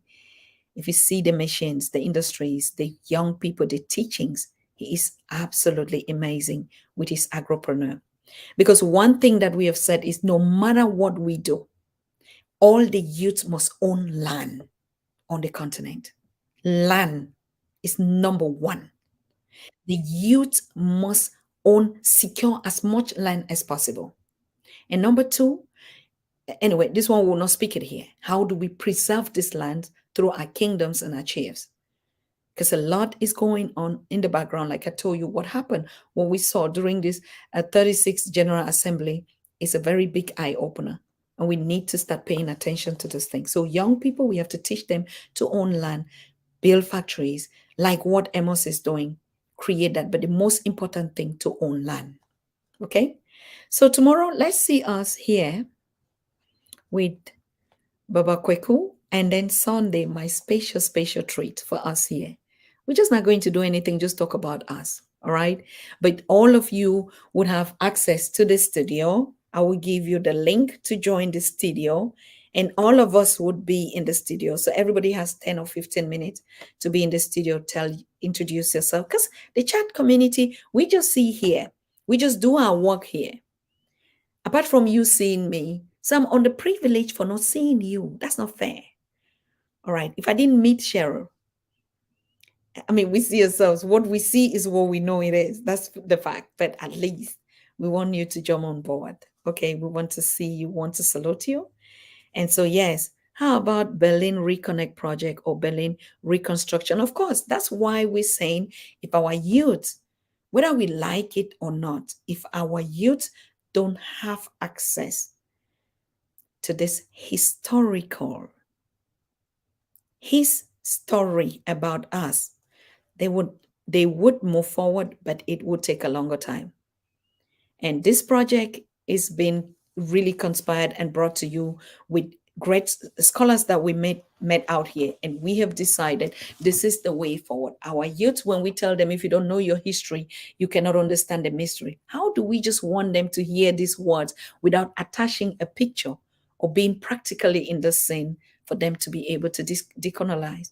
We talk about Chinese, they go all where, everywhere in the world. They sponsor their youth to go and look, just look and visit and look at the technologies of other countries. That's why they're able to develop. They're the biggest tourist. But what kind of tourist? It's not just coming to tour and enjoy. No, they don't tour without a purpose. And that's what we have to do. Educational tours is erasing the mystery.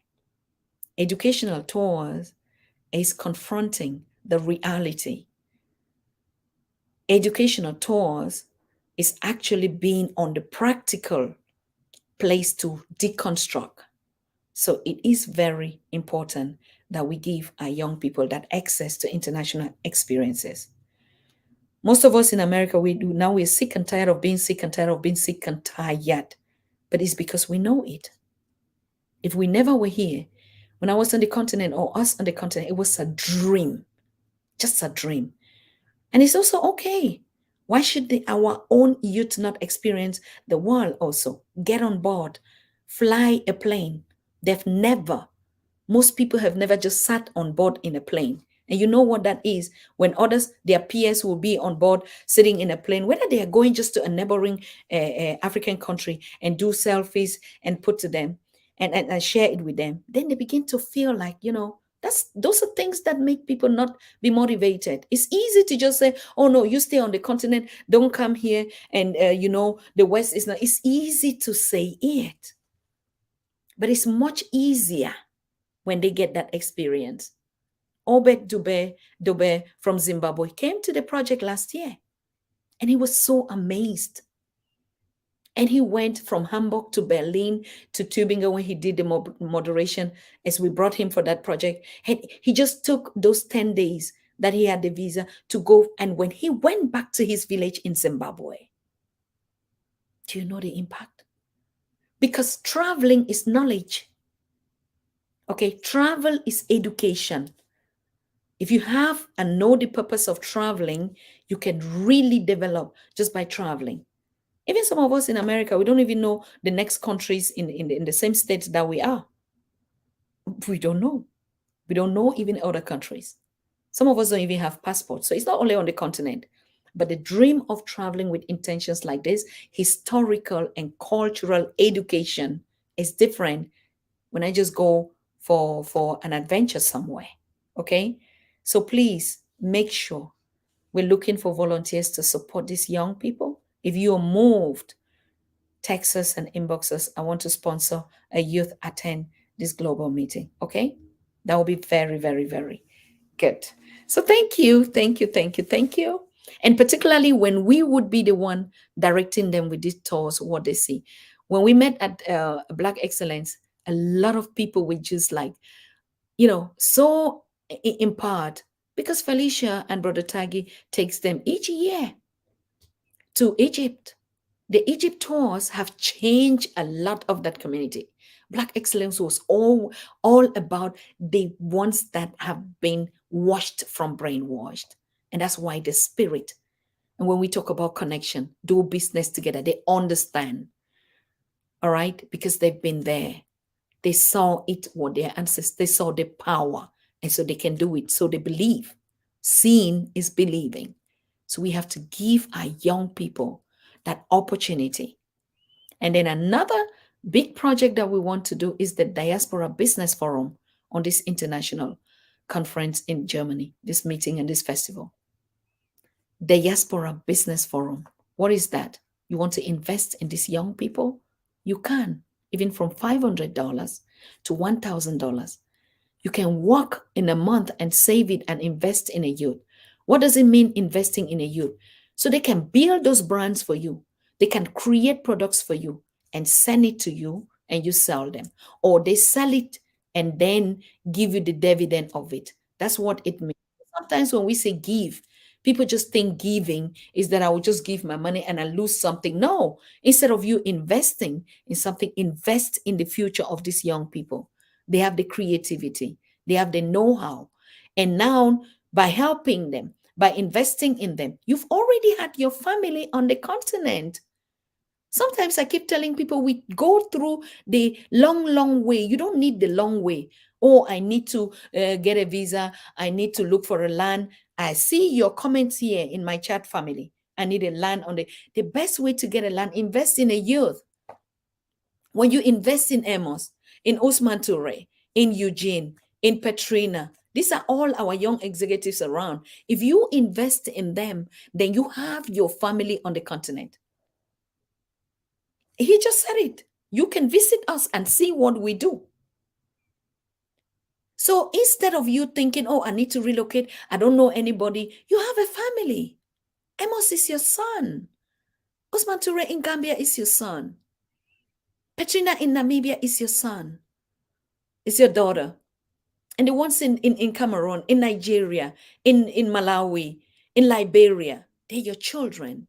When I say your children, most of you are young, but consider them your children because you have to mother them. Because we're Mother Africa, whether it's in Ghana or anywhere.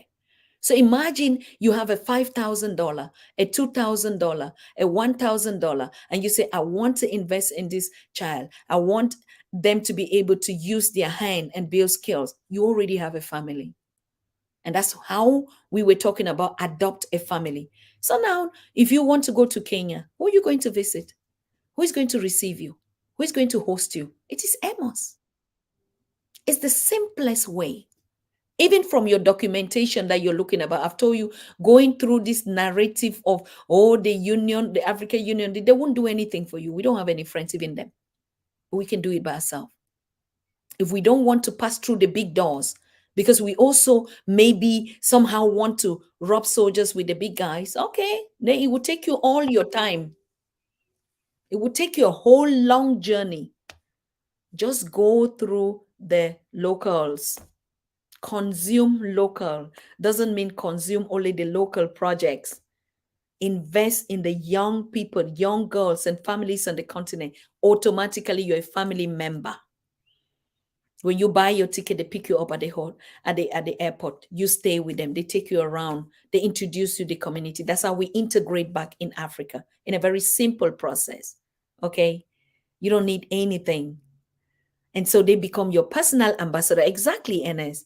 And they become your personal ambassador. If you want to marry a village girl, or you want a village girl to, those are all things. When we talk about intermarriage, what do we think that is? You want to go and look for your bride, like Eddie Murphy when left Zamunda and went to Queens to look for Lisa. What do you think that was? Just a movie?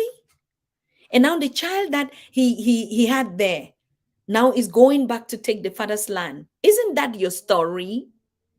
Isn't that our own story that was already played to us in the movie? When Eddie Murphy acted Coming to America, it's exactly what we're doing now. So if you're looking to be on the continent, and you can start today while you're planning in the next 5-10 years, just invest in a youth on the Young Executive Forum of Pan-African Daily, because you trust me. I will not lie to you. And I know them. And I follow up with them. You can hold me accountable and say, Dr. Susan, you said this. If you don't know Amos, you know me. You know me. I'm your collateral. If you're so afraid of this Africa, I'm not afraid to come to you. I come to you with open hands. I don't bother who you are, what you are. I just know you're my brother and my sister because I'm in the diaspora. We are the diaspora connecting our people back. So you can save your money. You have access to take credit. Don't take credit. Wonderful. I have girlfriends, African American girlfriends that I met here. A handbag, $5,000, pair of shoes. My God. And I look at the sister, I say, sister, are you sick? Do you know what you can do with this money? And after 6 months, they get a new one. Too much luxury. I'm not against us. But if you know the minerals and the golds and the diamonds, that if you put just that 5,000, 2,000, 10,000 on it, and how much you will begin to generate in the next 5, 10 years, all of us have to get our gold mining. When we had the conversation with Congo and everybody was like, oh, Dr. Tatah, do you want to buy gold? It was not about me. All the guests that I bring here, the ones giving you opportunities. For those of you that are saying, motherland is my breast. Motherland is where I want to see. There's so many ways for you to empower, to impact this community, even sitting at your own comfort zone. You don't need to must, but you can already, like we say, Africa is not, I am not African because I'm born on the continent of Africa, but it's because Africa is in me.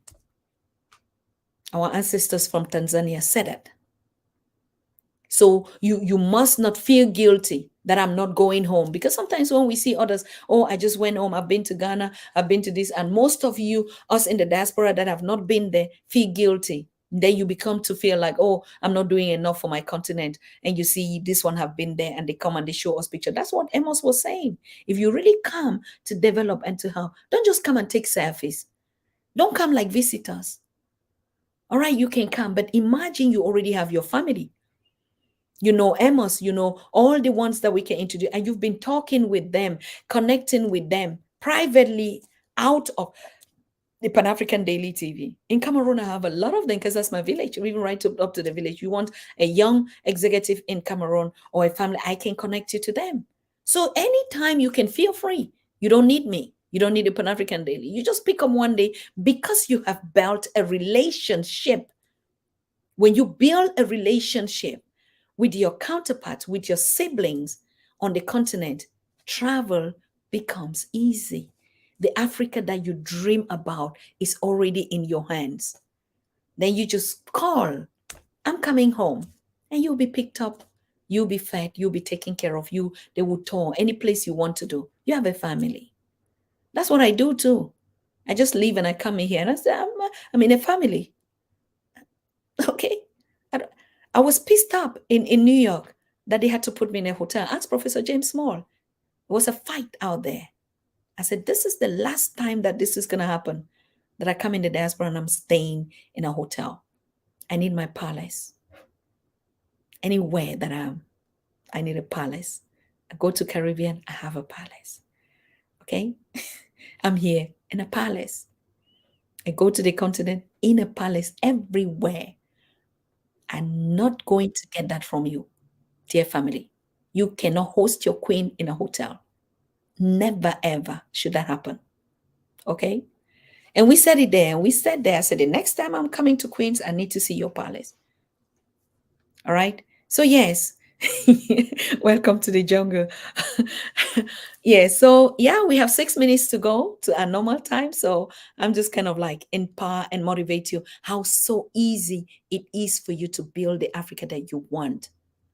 Get yourself. We're giving you the access, the facility, the possibility. Get connected to the young executives. Each in every country. Tell us your country of choice. We will net you. The moment you start building that relation, before you go, when Cheryl was on the virtual meeting, everybody was like, "Oh, auntie, oh my auntie, oh she is a goddess." Have they ever seen you, Cheryl? I don't think so. But because you're interacting with them, they already know your name. So imagine them knowing your name. Now they just have to put your face to your name. Do you know how much they would receive you on the continent? We are a continent who know how to treat people. We know how to treat the day you would step like after building this relationship, the way they will honor you and receive you on the continent. That's how we do when we receive queens and kings. But you see, when you do your 1 month thing, get your ticket, get your visa, go and be hooked somewhere, or you're blocked somewhere on the continent, or you don't even have access, you don't even have somebody to pick you up. You experience Africa like a foreigner and a stranger. So you don't need to complain. And that's not the best way to travel. I can guarantee you. All of us, we know now that we are one family. Okay? We know that we are one family now. How do we travel is the next step. You have to go, somebody has to receive you, a family. Ask Mr. Paul Brown how he was received in Zimbabwe. Because the brother trusted the process. He didn't want to go somewhere. He said, I want to be in a family. And he had a family just with one touch. So contact us. Do you think you're going to come to Germany and you go and be lodging in a hotel? No, we're doing a camping on the festival ground. Come just with your sleeping bags because we have so much time and so much opportunity to spend with one another. Shout out to Asukele, my brother Mitchell. Michelle gave us the best treat. This is a brother. I call him my son, even, because he is just exactly what we're talking about. Never been, maybe has been just to Egypt, but never been to the continent that we're saying. Brother Sukele knows how it means or what it means to be in a family. He was the one that drove us around to go and see Baba J, we went to, Ed, exactly, that's the way. We don't travel to each other as visitors, okay? And stay in some kind of, no matter whether it's a 6, 10 story or whatever quality of hotel, that's not necessary. We have to feel each other, eat with each other, communicate with each other, even if we're sleeping on the floor. All right. And Brother Mitchell said, I've been to Ghana twice, of course. Pardon my French. All right. He's been to Ghana twice. So you see, you get the point. And Cameroon is next, of course. I told you I'm giving you your wife in Cameroon. And I promised Brother Asukele 2 wives. 2. If I thought 2 would be enough, I have to see how he goes, he handles them, then we need to. All right. So it is possible. Very easy. Ayoka said, I've been to Ghana twice. Twice. Oh, Ifwa, my name. Good.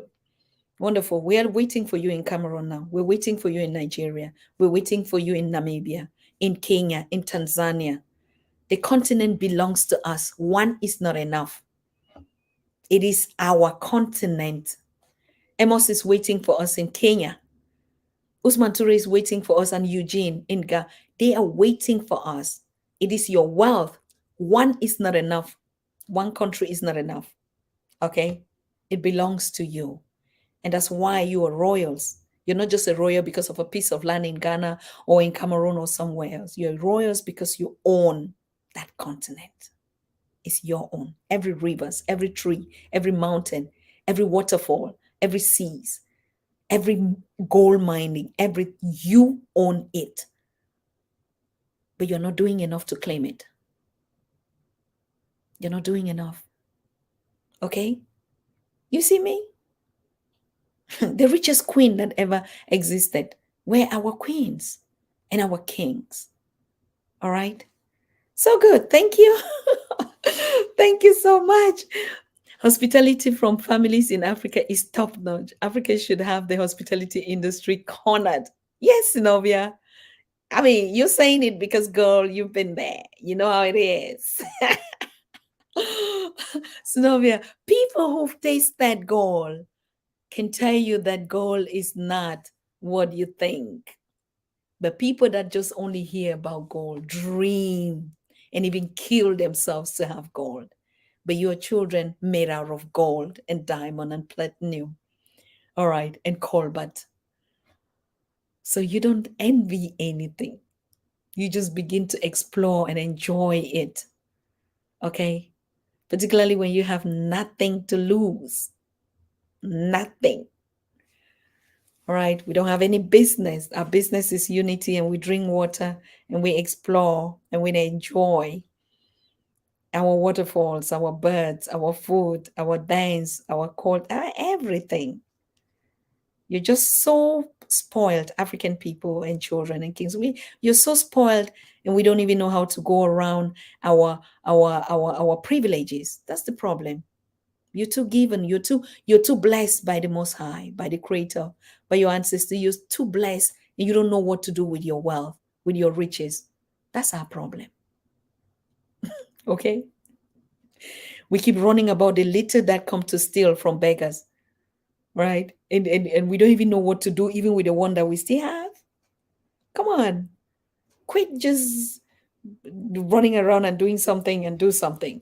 What is Brother Chaz saying? My best experience at home is always interacting with our family, not in hotels, but in their homes, in the street, in the marketplace, sitting down with them, sharing a drink and some food. Oh my goodness.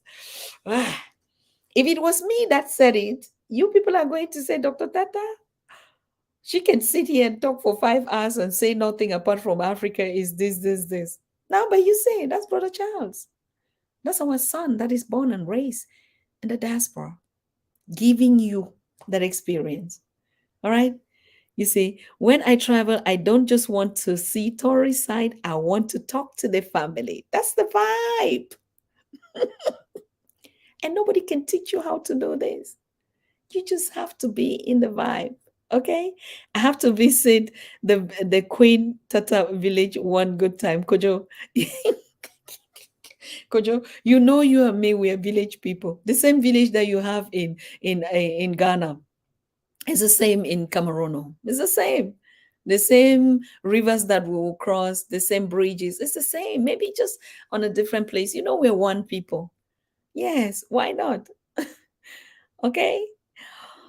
Wonderful, wonderful, wonderful. Blessings and peace to you all. I am so loving this conversation. You see, that's what happens. I was here lastly on Saturday, and when I come again like this, it takes us a whole time, and we don't want to separate again because we're one, united in spirit and everything. So yes, let us hook up tomorrow with Reverend Dr. Ninana and get his point. He also is coming on the topic of cultural education and our experiences. You know why we are really focused now on cultural education? Because after the meeting at the Black Excellence, we had a one-on-one with Professor James and the other scholars, and all of them said our focus should be on the cultural education because cultural education just means our stories and knowing ourselves, our values, educating ourselves about us because culture is everything. Culture is politics, culture is economics, culture is spirituality. All right. That's why the international meeting in Tübingen, Germany this year is a 100% culture from structure to decoration to our thanks, to our food, to our spirituality, to how we network, to how we present ourselves. It is the new beginning. 2023 is something else. You already see it. And the Black Excellence, it was already the opening. What's Brother Charles saying again? Cultural education is so important because it defines our lives exactly, locomotive. Clifton, you said enough respect, Quintata. Thank you. Clifton, I came to Jamaica. I didn't see you, and I want to get the next trip, and I'll be staying in your places. All right. That was also one thing. Anyway, Jamaica was just 5 days. Asukele says the shame of Ghana is that they have guards at these hotels keeping the native born Ghanaians out. When I went there last, I met the security guard, let the young brother vending in, and we sat in the lobby talking for a few hours. You see, but it's because you have the know how. I can guarantee you, Brother Charles, even that security is ignorance. It is ignorance. That's how we've been taught. That's why we're talking about cultural education. He will leave you in because he treats you, you're African American. So he treats you like he would treat a Chinese, like he would treat a German.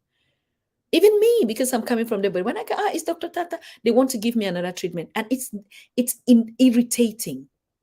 For me, those are one of the things I don't want to have. All right.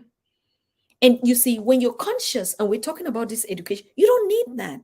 But our people do it. For them, those are etiquettes. Where do they learn those etiquettes from?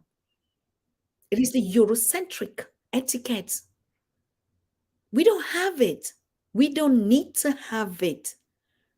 We don't have to have it. We don't. Okay? Our own ethics Like Brother Charles is saying, this is a typical example, and these are things we have to talk about every day because it is about the cultural education. Every little thing, do not bother and say, oh, one guest that we had so arrogantly went out of the conversation. That was last year and told me, Dr. Tata, your conversations are too long. Your audience is very patient and stuff like that. And I said, because we are building a continent. Do you think everybody is just a waste of time that we're doing here? All these experiences, like Brother Charles is saying, is so unique to the continent. They treat foreigners better than they treat their own people because those are cultural ethics of tourism. It's the same thing. And they begin to call it, it's the service industry. Yes, but business can be done differently. We Africans did our business and we're doing our business differently. And that's why we keep saying the European or a China version or what Americanized version would never function 100% on the continent of Africa because we have our own values. We want the Africa versions. So what Brother Charles is saying is true. These are the kind of experiences that I want to hear from you. And most of us, we like to be in that, we take the privileges. Why not? We're not saying people interfere in your space. Is that what we're talking about? Are we just saying that all of us are just going to be? Of course, we also have classism. Who do you think we are? We have classism, but we do it in a royal way. We don't block people from having access as if we are some special demigods because we come from the diasporas. No, they are the gods that have safeguarded that continent with every bit for us to be able to have access again. If you don't respect the champions on the continent, particularly those in the villages, the elders, the women, the girls, the boys, they are the champions of Africa. Am I repeating myself? Yes, because Amos just told you. If you look at the leadership that is the kind of one that you've been taught to see, you will see Africa differently. But if you look at those silent champions, those are the real leaders. They go hungry. They go without shoes. They walk kilometers to go and carry water on their head. They carry children on their back, carry wood on their head. I don't like to show those images here because I grew up like that. Girls at the age of 7, 5, 9, babysitting their siblings, teaching them everything. A child teaching a child. These are champions. I mean, we can save all our life for them. If we say we love Africa, we love ourselves. Before we spend money on anyhow, on some kind of things, we can put a penny, a dollar, like brother Marvin is always saying, $1, one Africa. We can put a dollar every day. And these champions are the ones, like I said, they're the ones that are keeping that continent. They're the ones that people go to take pictures with them to come and make chunks of money. They're the ones that you see on billboards on European street as the poor of the poorest use them and beg monies for their organizations. They're the ones. Some help, but some help at the 30% and 70% for them. So you can imagine what I tell you. So if you want to see development by just seeing some skyscrapers or just seeing going to government, most of us also still want to get access to European Union, meet presidents and negotiate business. Consider yourself business people. We don't have any problem with you. But we're talking about builders, community builders, building the continent we want to see. Before you go there, you have too much respect for those that we call the poor. Do you know what it means being single mother on the continent? When we talk about single mothers here, we have facilities. We have privileges. We have support. And that's why we don't even put that word. We don't even, and they don't even want to hear you tell them they're single mothers. They do it left-handed, even with their pains, even with their pain in their heart. They get up first, go to bed last. Okay? I saw my parents, my elders did it, and they're still doing it.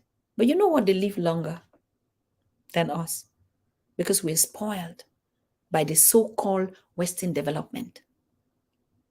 So too much respect before we step our legs on our foot on those continents. And so I hate to be sounding as if I'm begging us all the time to support one another. I just hate to sound like it's a begging and we're almost like the Europeans that are begging through their NGOs to go and help poor Africans. I hate it, honestly speaking, because that's not our language. That's not what we should be doing. That's not what we are doing. We are people that must hold our leaders accountable. And while we are doing that, we are taking care as we can. That's why we call ourselves Mother Africa. And I'm telling you, that Mother Africa, it doesn't mean mother in the female, in this kind of gender. Why do you think that people that they begin to bring that and say, oh, gender is not anything? Because fathers are mothers. We have fathers in this gender kind of thing. And you see, when Baba, our elders say, don't begin to always talk about we don't have gender in our ancient African culture. We were spiritual beings. So when we say mother, so if a mother is the one that raised a child, if that's the role of mother, so what about single fathers that raise children? How do we call them? If mother is the word that signifies raising a child, what about single fathers? What do we call them? I ask again intentionally. If mother, because when we say mother, it's always referred to a female gender. My mother, yes, in this physical female gender. But if we look at the mother in terms of role, so what about then a father that raised a whole family is a mother, isn't it? So exactly, that is the thing. Because this word, we keep saying it, this word, we don't have it in our dialect. If you say somebody that raised a child, it's a caretaker, so it can be a mother or a father. In our language, we don't have that division. That's why you see, even in our language in the villages when we're growing, we want to use the English, we'll say papa, and then we say mommy, because it's just simple as father and mother. They were all inherited. Okay? But in the African language, it's caretaker, like you say. Game Empire is saying mother and father are caretakers, exactly. So when we say Mother Africa, it is taking care of our continent. It is taking care of our continent. It is feeding our people. So we're all Mother Africa. So Mother Africa doesn't really signify that we are that. Exactly. We really have been to a point where we don't even know how to connect again. I told you the other day on the show that I made that the only thing that I saw at the Black Excellence is that we're not able. You still feel that the spirit of distance. If I didn't meet Sister Taki, Brother Paul, and then my other sister Queen, all of them are members of the Pan African Daily. It was the first time, or Sister Sherry. We hugged as if, the security ought to have come to separate us. You understand? That you can feel that vibration, and like I said, people who were still in this, yes, I understand what respect is. Can I take a picture with you? Can I hug you? Can I greet you? That's not African. Which African has time to come and want to greet you? Because we take space. I take what is mine. So I have to ask permission to take what is mine. My queen, can I greet you? My queen, I say, of course, I'm your queen. I need to be greeted. Can I hug you? Do you think it's only you that need my hug? Don't you think that I miss your hug so much? You understand? So that is the narrative. That's the education. That's the communication. Eating together. Ask Brother Charles. Every restaurant we went, I ate with my fingers. Whether it was rice, anything, I ate with my fingers. Ask Brother Charles. We all of us, we went to a Jamaican restaurant. They prepared beautiful meal. We ate with our fingers unapologetically. What is all this double standard about? Are we not tired? Can't we now do something new and be unique and be different? Right? And we saw people that just admire how we were eating with our fingers, eat rice with our fingers. Yes, it is. But if we go to Chinese restaurant, we'll be struggling with sticks, two sticks. Two sticks are not 5 fingers. Eat Senegalese rice. You gather the rice, you press it up, it becomes a ball, and you eat. That's how they eat rice, with the fingers. That's us, because we are origin, spiritual, natural people. Nothing is wrong. Nothing. No cutlery. Eat with your fingers. So, yes, that's communication. Everything that we're doing here is education. So, yes, fufu. I miss fufu because Brother Charles, anyway, we know what we said. Next year, next time. Fufu. Can you eat fufu or achu with the spoon and a knife? That's an insult. It's a disgrace. All right? Can you? I'm telling you, your ancestors will slap you, will sleep and get some kind of dreams. And when you go to work late the next morning because you overslept, you're thinking that something happened with you. You just disrespected your culture and you. So that's cultural education. Cultural education, we're not expecting to put some, like I said last, do some. Cultural education is the simple things that we do. That is our way of life. Simple things. Have you ever tasted palm wine? You want to taste it? You want to taste it? Come to the international meeting in Germany, June 1st to 4th. You taste palm wine, okay? You taste the real fufu, and you see it, how they pound it, pound and pound, and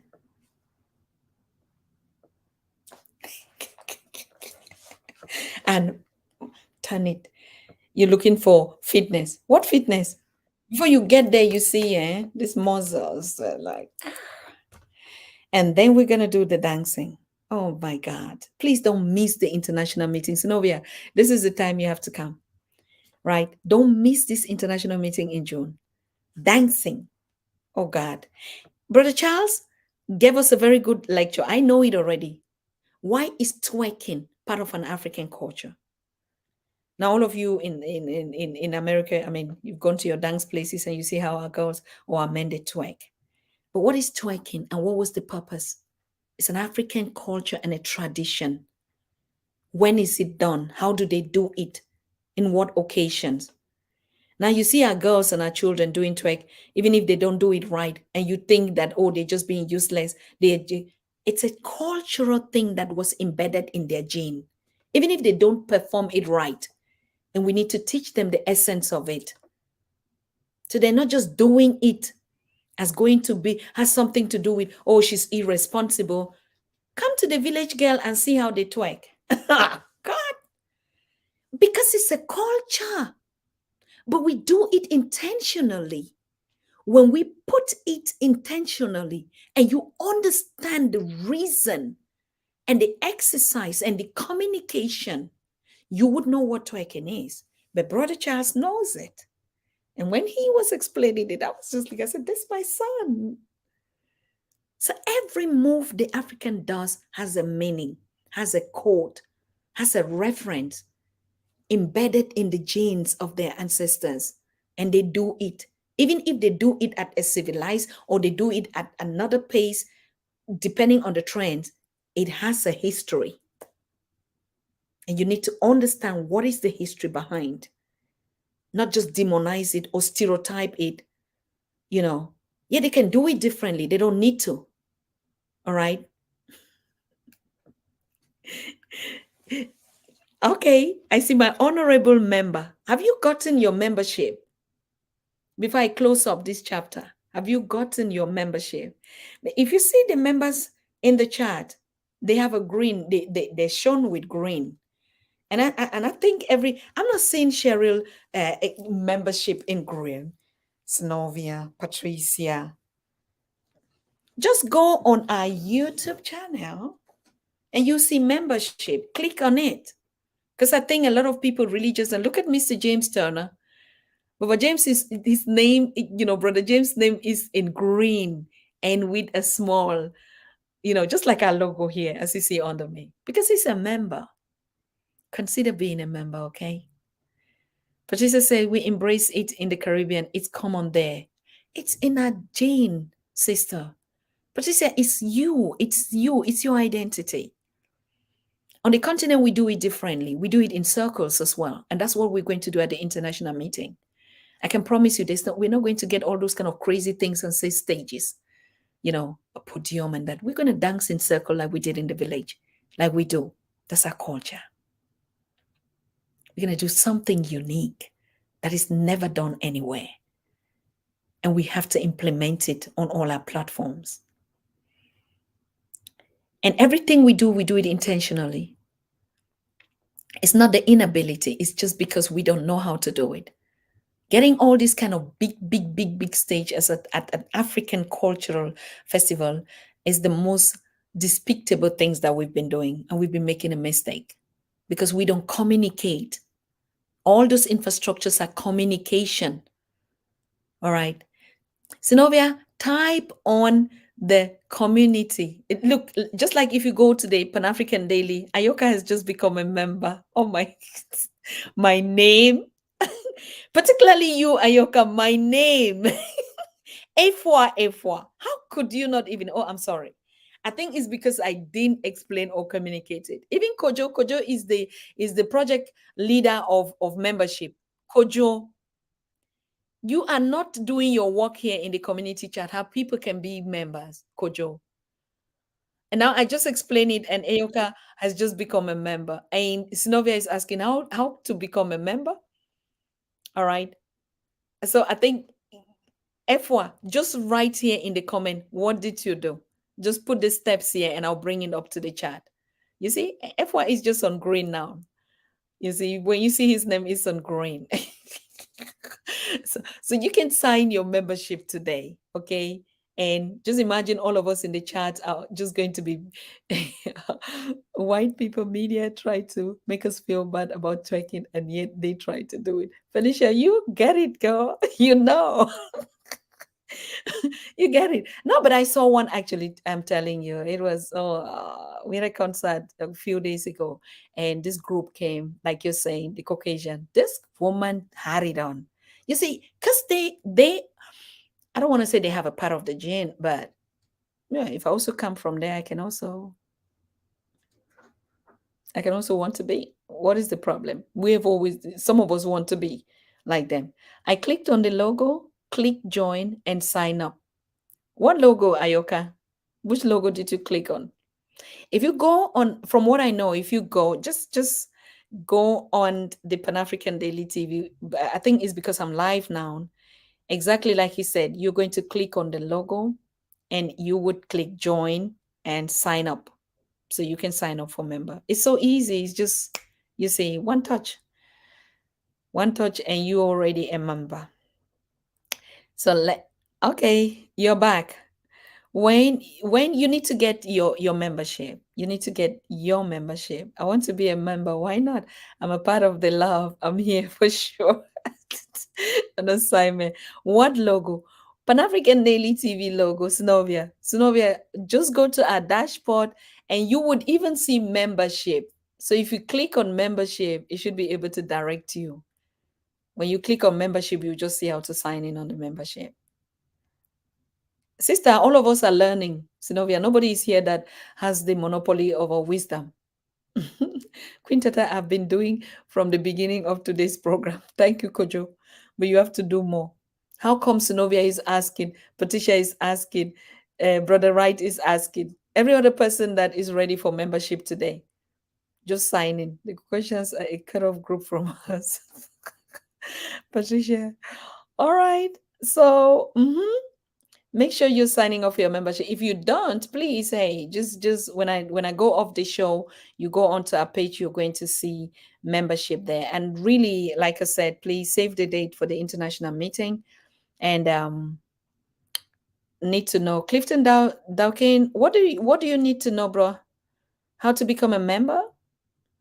See, Ayoka is just writing it here. Okay, let me bring it. I'm sorry because I'm not showing what she wrote.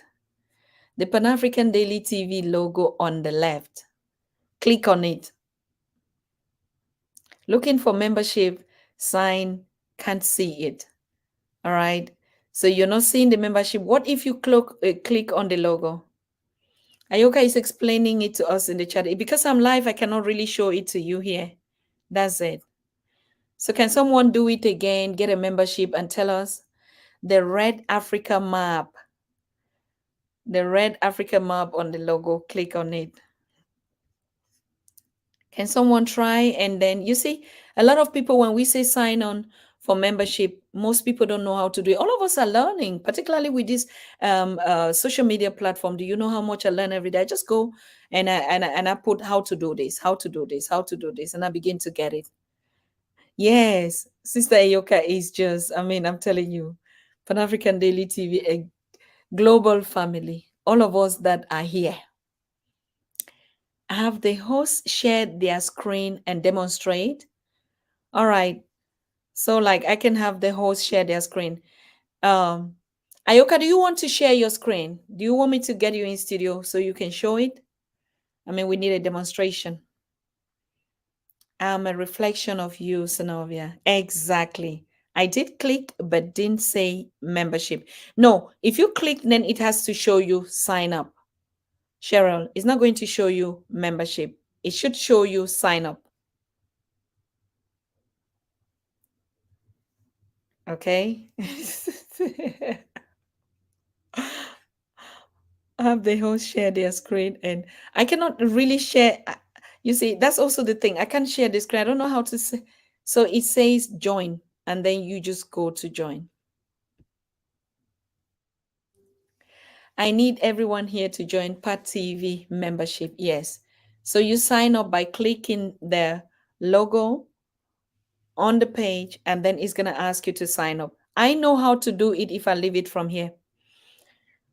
Brother Wayne, what are you saying? Learning about the identification of ourselves, culture, and land, etc. Exactly. Exactly. Do you want to be a guest, Brother Gather, right? So that you can share. You are so knowledgeable in a lot of things. All right. Okay. So you see, Clifton wants to get membership, as Synovia and Cheryl, they want to, but they don't know how. When I finish the stream, I'll send you the link if you've not succeeded, or I'll do a short video about it, an image video, and I will share it so you can do your membership. Okay. But thank you. Everybody's already doing it, and I think Ayoka, thank you. Ayoka, you be our trainer on how to join membership. Just do a small, a small video on it, and then we'll be showing it through during every time that we are here. I have two screens. Wait, what is Brother Ennis saying? When I get some funds, I definitely will join. No problem. No problem, Patricia. It's okay. Anytime we're here. All right. So, anyways, thank you so much. I think we've had it for today. Let's join in tomorrow and listen to our elder. Oh my God, I can't stop touching my braids. I just can't. Even when the green screen is active, I just can't stop touching it, running my hands through it. Wow. Whew, it's so good. Okay. Wow, thank you. Look at what Brother James has done here. Has copied the link and is showing us. So now you guys, you won't have any problem. This is it. So click on the link and click on the logo. Have you seen it? Yes. The braids are very beautiful. Honestly, sister, I love it. You see, all the time I'm just touching it. They're still new. That's why they're still like tight. And because I did it out here, I've learned that you people out here, your braids, you do it very tight. On the continent, we do what we call the French braid, and we do it a little bit like, they fall, they not really so tight like this. But I went to Smart Braid, and Smart Braid said, "Oh, if in America we do our braids so tight." So, Clifton, did you do it? Did you get to do your own? No problem, no problem, Ayoka. You can do that tomorrow. It's just going to be a signal for how to get your membership. So if you do a tutorial video, so we can just play it each time we're live, and people will get to do it or share the link. But Brother Tana has already shared the link with you. It's just the link of Pan African Daily TV as well. So good. Okay, my people. Let this young woman here go and get some rest and take and take care of some African business for tomorrow. Okay. And yes, I'll be sharing also the link to the international meeting in Germany this year. I'll share the link, and you would already see the dates there even for 2024. So even 2024 is not far. So we should already start signing up for it, because at 2024 we're going to also host the Black Excellence Conference there. But for this year, we're just doing culture. All right. We just have a 4 days starting on Thursday to Sunday. But what if you come in already on Sunday? Because that's what we do. We already start the whole thing starts on Sunday anyway. So it's always Sunday to Sunday. So you have a 1 week. So you can take off, relax, see other spaces, meet other people, particularly if you're coming for an international meeting like that. Okay. There's going to be a lot of presentation from 1 o'clock. It opens at 10 o'clock in the morning with African market, food, um, dances. But we have a space where we do a introduction. Anyone can click anything. I mean, anyone can present anything to empower each other, whether it's a speech, whether it's a project, whether it's a drama, whether it's poetry, whether it's a dance, anything that is our culture, all these elements. I have a group from, I think, Colombia. They're registering and they want to be a part. Okay. So, yes. So, yes. Wait, what are you asking for here?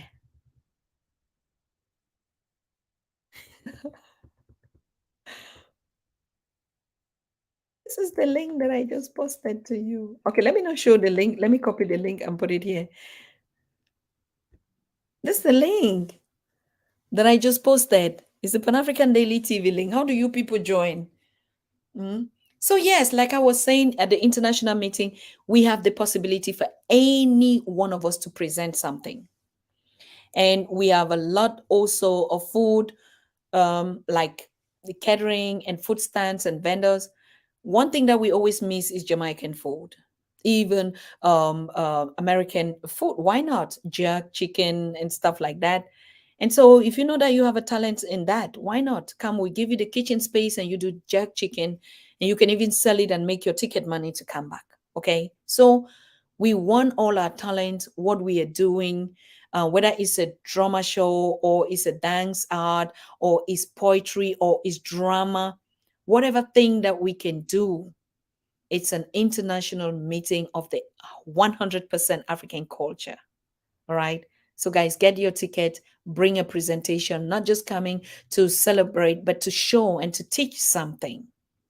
We have a lot of people out here who are so good in hip hop. Hip hop is part of our culture. In Germany, we don't have hip hoppers. So, why not? You have a group, your musician, You are a poet, you are an author, whatever thing. We have 4 good days from 10 o'clock to 10 o'clock for 4 good days. You know what we can do? Officially starting from Thursday, 10 a.m. in the morning to 10 p.m. We have to design that presentations, entertainment, dance here. You know, it's going to be so interactive that we can only take some short breaks in between. All right. It's going to be action. So you come, bring what you can to teach Africans, particularly you in the Caribbean, in America. I look forward to you. Europe is still not, particularly in Germany. The Africans in Germany are mostly migrants from the continent. And when we talk about this Black history and our Black knowledge, our Black consciousness, they really don't get it. When we talk about Egypt, about our history, they don't get it. But we know a lot of you that are scholars here that have done books, that have done things in Black excellence. I had a lot of literature from there. Bring it. Bring it. At the international meeting in Germany, bring it. Show our people. Most of them are going to see it for the first time. But most of you have written books on that. We don't have it. And I can do everything. So bring those books. We teach our people, teach them about their skin color, teach them about how to take care of, teach them how to proudly be Black. We don't know it. You heard what Amos said, that the continent, the locus on the continent, is the one that we need to teach. You have the experience. You already know it. That's why you know who you are. You know where you come from. They are on the continent. For them, it's normal. I'm on the continent. I'm sitting, I'm on the continent. Like I don't have to learn anything. But you've learned other systems that are not your own. So that's teaching. The international meeting in Germany is going to be about teaching. Focus 100% on our culture. If you're an artist in any sector, bring your talent. Most of them have never heard about African spirituality. You've never heard about it. You in the diaspora know Africa than those on the continent. 150%.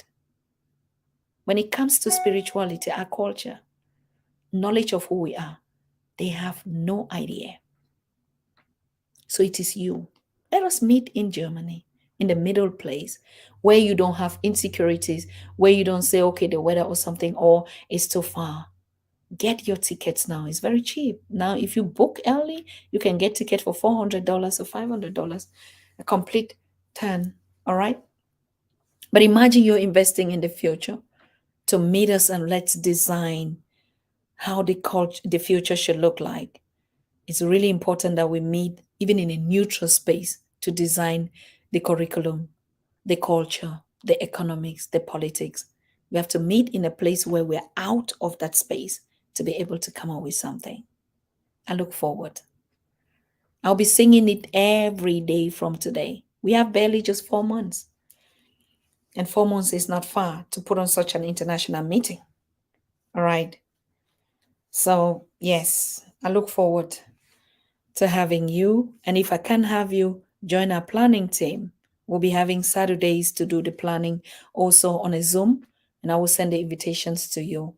And we can begin to put those objectives together. We need a lot of literature. We need a lot of act, presentations, inspirational talks. After each 30 minutes, there's a presentation on something. And later on, we get into a dance move where we learn, or an artist is presenting or teaching us a dance. And we are going to have fabrics, when we see costumes, handmade costumes that we wear at each session. Nobody is paying anybody. Anybody's bringing his input, his or her input to develop. All right. So I look forward. So signing your membership is already very easy, as I can see. But if not, just go and train yourself. You see, that's also work. Just being here to begin to to give tutorials on how to become signed on membership on the Pan African Daily. It's also just one thing. Guys, I really hate to leave. This is the only place I can sit for 10 hours because this family is so precious and this work that we are doing. Yes, bring in jerk chicken next event.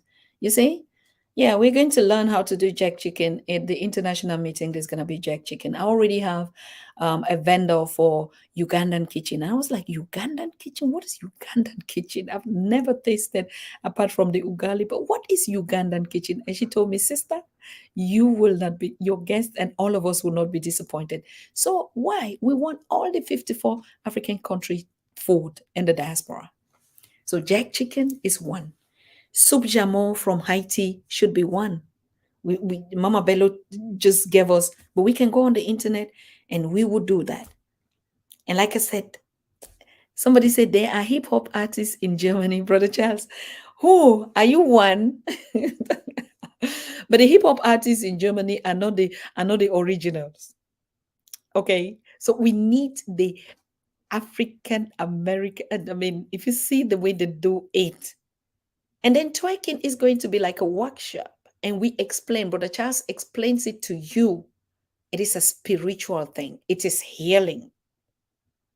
And it is even a culture for women, really, particularly when they give birth and they want to get their umbilical cord and their stomachs back to that position. So when we just do twerking, we just think it's just for whatever. I don't know. It's spiritually embedded. If we know the history and we know how to do it, crazy. We're going to do workshops on anything, whether it's drumming, all kind of drum. Jamaicans, you have your own bass drummings. We don't have that. The silver ones, So it must not only be the djembes, it can be any other thing. We need the samba dancers and their beautiful costumes from Brazil and Haiti, Colombia, the indigenous, West Papua Guinea. We connecting those values. All right.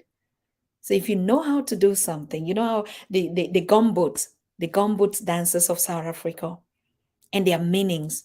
Why? During the times of apartheid. So it's a historical, cultural meeting. It's not just a festival.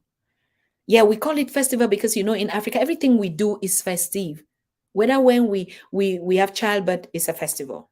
Whether we're celebrating the passing away of one of us, is a festival. Everything for us, we are a continent of celebrations because we know we don't die. We know we are spirits, so we celebrate at each point in time. Okay, so yes, it's not going to be different. The only thing that has to be different is that we are conscious now, so everything that we'll be doing is for a purpose.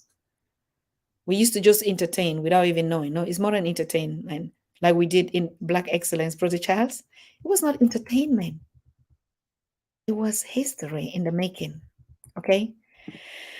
Wow, wow, wow. All right. Try almost 3 hours. Okay. So can I go? Can we separate and we meet same time, 2 p.m. Eastern? All right. And 2 p.m. Eastern is 10 p.m. as I saw in East African community. I know most of them are already sleeping, but guys, they are hooked up. They are so hooked up. Most of them are watching us. Even at 1 a.m., they are up. Because what do they do? Most of them even, and you know why? Because in these times, the internet is, you saw Amos, but you see all the other youths that we've been struggling to bring here. It is only in the night on the continent that they have good network, they have good connection, but most of the times, if they don't have power or their images, they don't have good lighting, it becomes a problem. But the timings that we are using here is very comfortable for everyone, and I think we have to maintain it, except some break-ins or some things happen. Okay. And yeah, what more else? We see us tomorrow. I hate to leave, but at some point we have to leave, okay? Yeah, so sign up for your membership immediately. I drop from here. Please click on the Pan African Daily TV link, and then you just do a homework for yourself. Like Sinovia said, I'm learning. We're all learning. Everything that we're doing here, we're learning. I never knew how to go live or to get a studio or to host, and that's why we have to teach each other so that we can start hosting the Pan African Daily everywhere. All right. So, my people, my love, we see us tomorrow, okay? Stay sweet, stay nice, stay powerful. Enjoy whatever thing that you're doing. If you're going out for a drink or whatever thing you're doing, just get the vibe with you. All right? Continue to share the love. And we're going to meet us again tomorrow. And we continue doing what we're doing. Like I said, I'm going to bring you information about the international meeting so that you can start already purchasing, reserving, supporting, or whatever thing you want to do, or sponsor a child to attend, whatever thing. All right. You're going to find all the information on Pan African Daily TV website as well. So we say good night to all of you. Good morning to some of you that are watching me. Good. You are watching the Pan African Daily TV with Dr. Susan Tatah. The Africa we want: unity, consciousness, our culture, our spirituality, our history. One Africa for Africans worldwide. Motherlands calling its diaspora home. Join my voice. Join my team. Join my campaign. Campaign 21 hashtag 1 million subscribers on the Pan African Daily TV YouTube. Be a volunteer. Apply now. Be the new Africa.